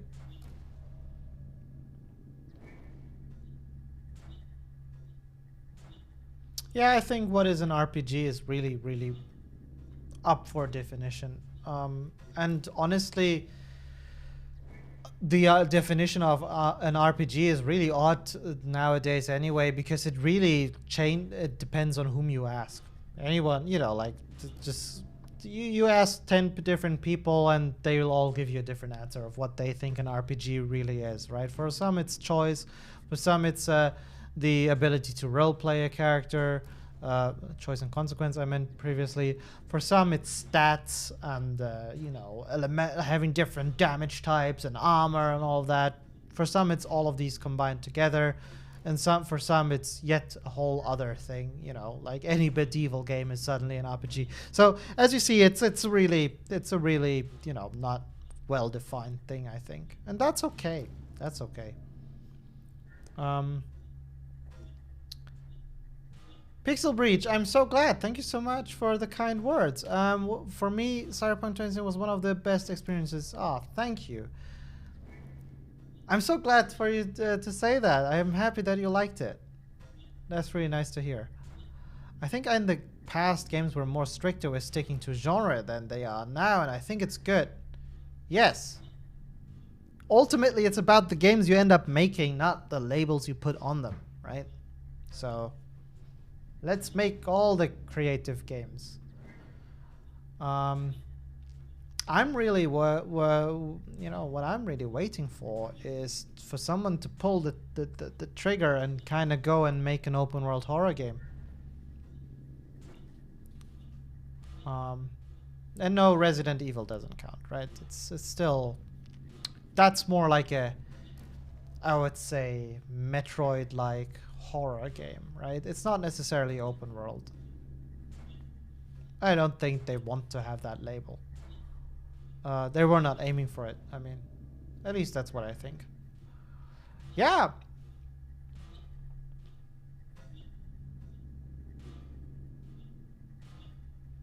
Yeah, see? So, Roma, but then you could argue, like, you know, other people are diehard fans of just having all that stat management and all these perks and all of that stuff, right? Like Path of the Exile, that make an RPG, right? And what is really like, you know, like, I don't want to take away the title of RPG from either Diablo,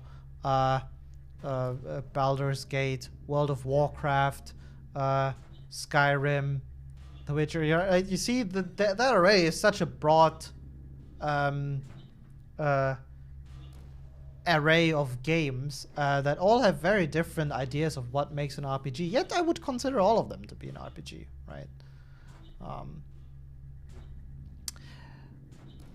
Another sort of personal opinion question. Do you ever think there could be a game that almost perfectly mixes the strengths of both Western RPGs and JRPGs? Dragon's Dogma seemed to try this a bit, and you can even say Dark Souls.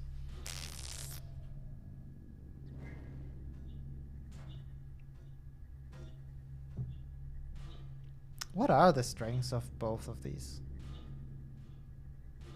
What defines them, you know? When I think of JRPGs versus Western RPGs, and that might be like in big part ignorance, although I've played games from both genres, if you will. What actually defines one over the other? Usually when I think of these, like, the difference is mostly visual, maybe thematically, you know, like when it comes to the story.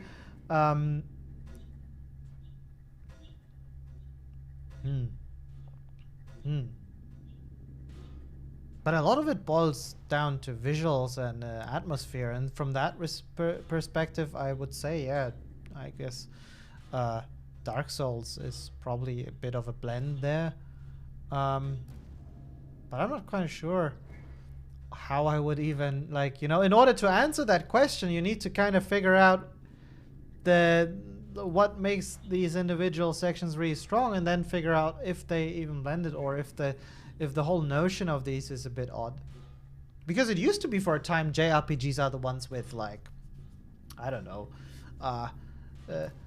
women wearing a very little armor, crazy hairstyles, and I suppose turn-based action combat, right? That's no longer true necessarily. So,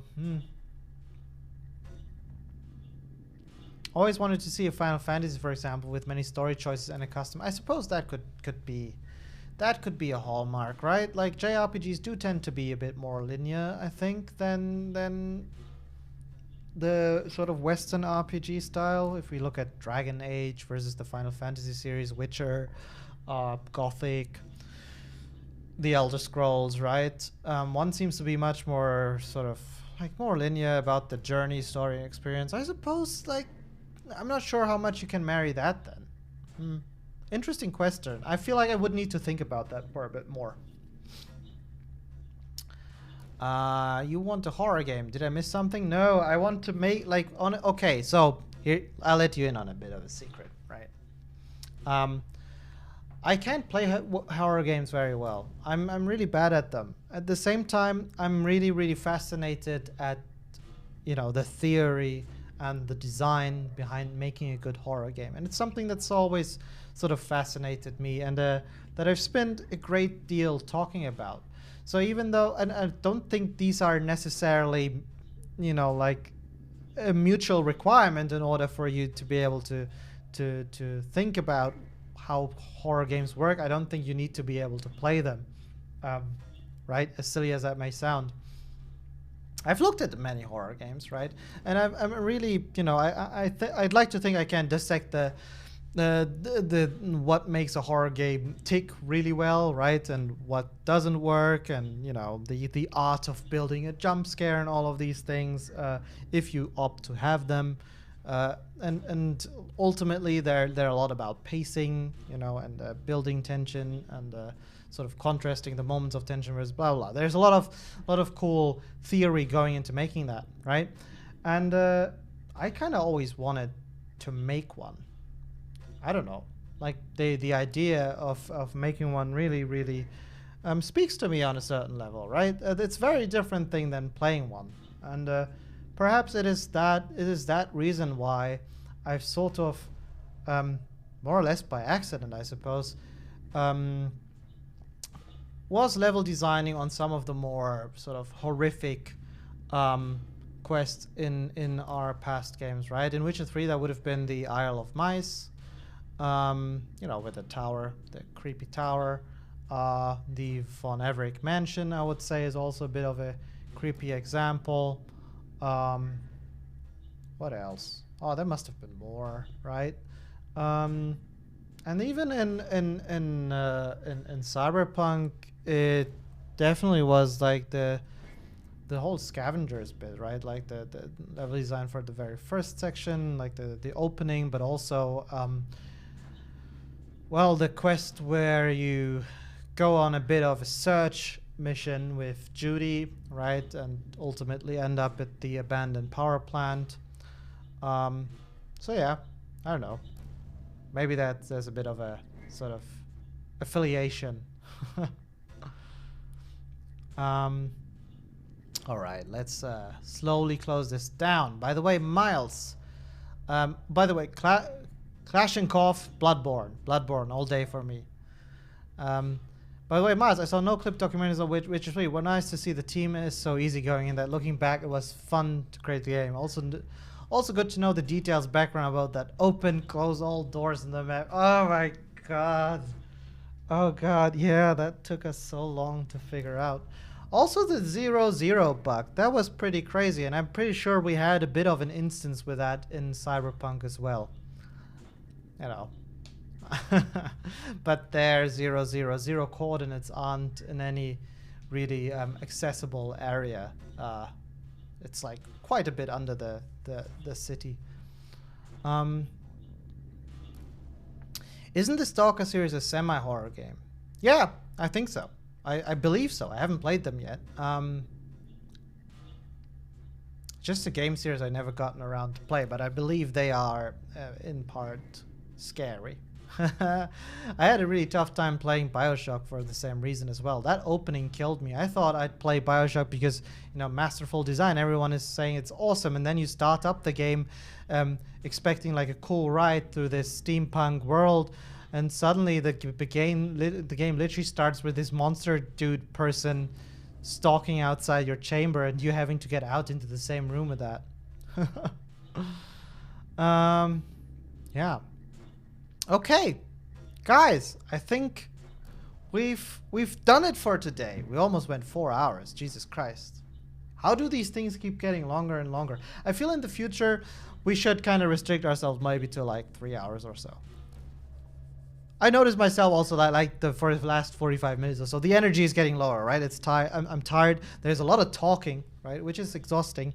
So I'm not sure how the quality of all of this really keeps up past the 3-hour threshold. So besides, it's getting really, really late. So let's maybe for the future, we'll try to stop at 11, unless there's huge demand for to keep this going longer. We'll see, right? And I think next week I'll play another game. I think that's it for our excursion to Portal, right? There's certainly a lot more aspects that we could look into this, but I at the same time feel that from here on out, the principles they're utilizing are similar and just keep on building on top of each other, right? So I feel like we've learned today a lot, and especially about that series, and we can literally jump into another game next week. Again, DM me with suggestions. I still will consider the ones that I've gotten sent before. Next week, hopefully, I'll have all of the affiliate stuff set up. That would be great. I just need to find time to sit down doing that. And yeah, guys, everyone, thank you again so much for dropping by today. So many of you, and sticking around for so long. Especially those of you who have been so hardcore to spend literally almost the entire 4 hours with me today. Like you, Anjay. Fucking cool. Thank you also to my moderators for helping out here, right? You've been doing an amazing job. And everyone for bringing such awesome atmosphere and just wholesomeness into this. These have been, I've been doing 5 of these so far. And at the beginning, I was quite worried and nervous about how this would go. Given the environment of putting yourself out there into the public in these times.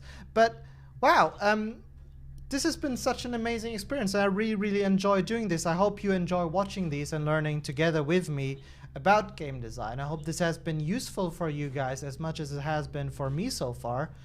I can't stress enough how thankful I am about you dropping by, spending your time with me, and also how I find this helpful for my own growth as a game designer. Having said that, Jackass, I've watched Eurovision, of course. Which country was your favorite? It definitely wasn't Germany. Don't even, let's not talk about that. Anyway, I hope you will tune in again next week at the latest on Wednesday, 8 p.m. CEST, where we will look at another game. There is a chance, possibly, that on Sunday I will do what I call an optional stream, which will be much less heavily focused on design stuff, and is also way before Sasko's stream, right? I'm not gonna try and attempt even to take any bit of thunder from him.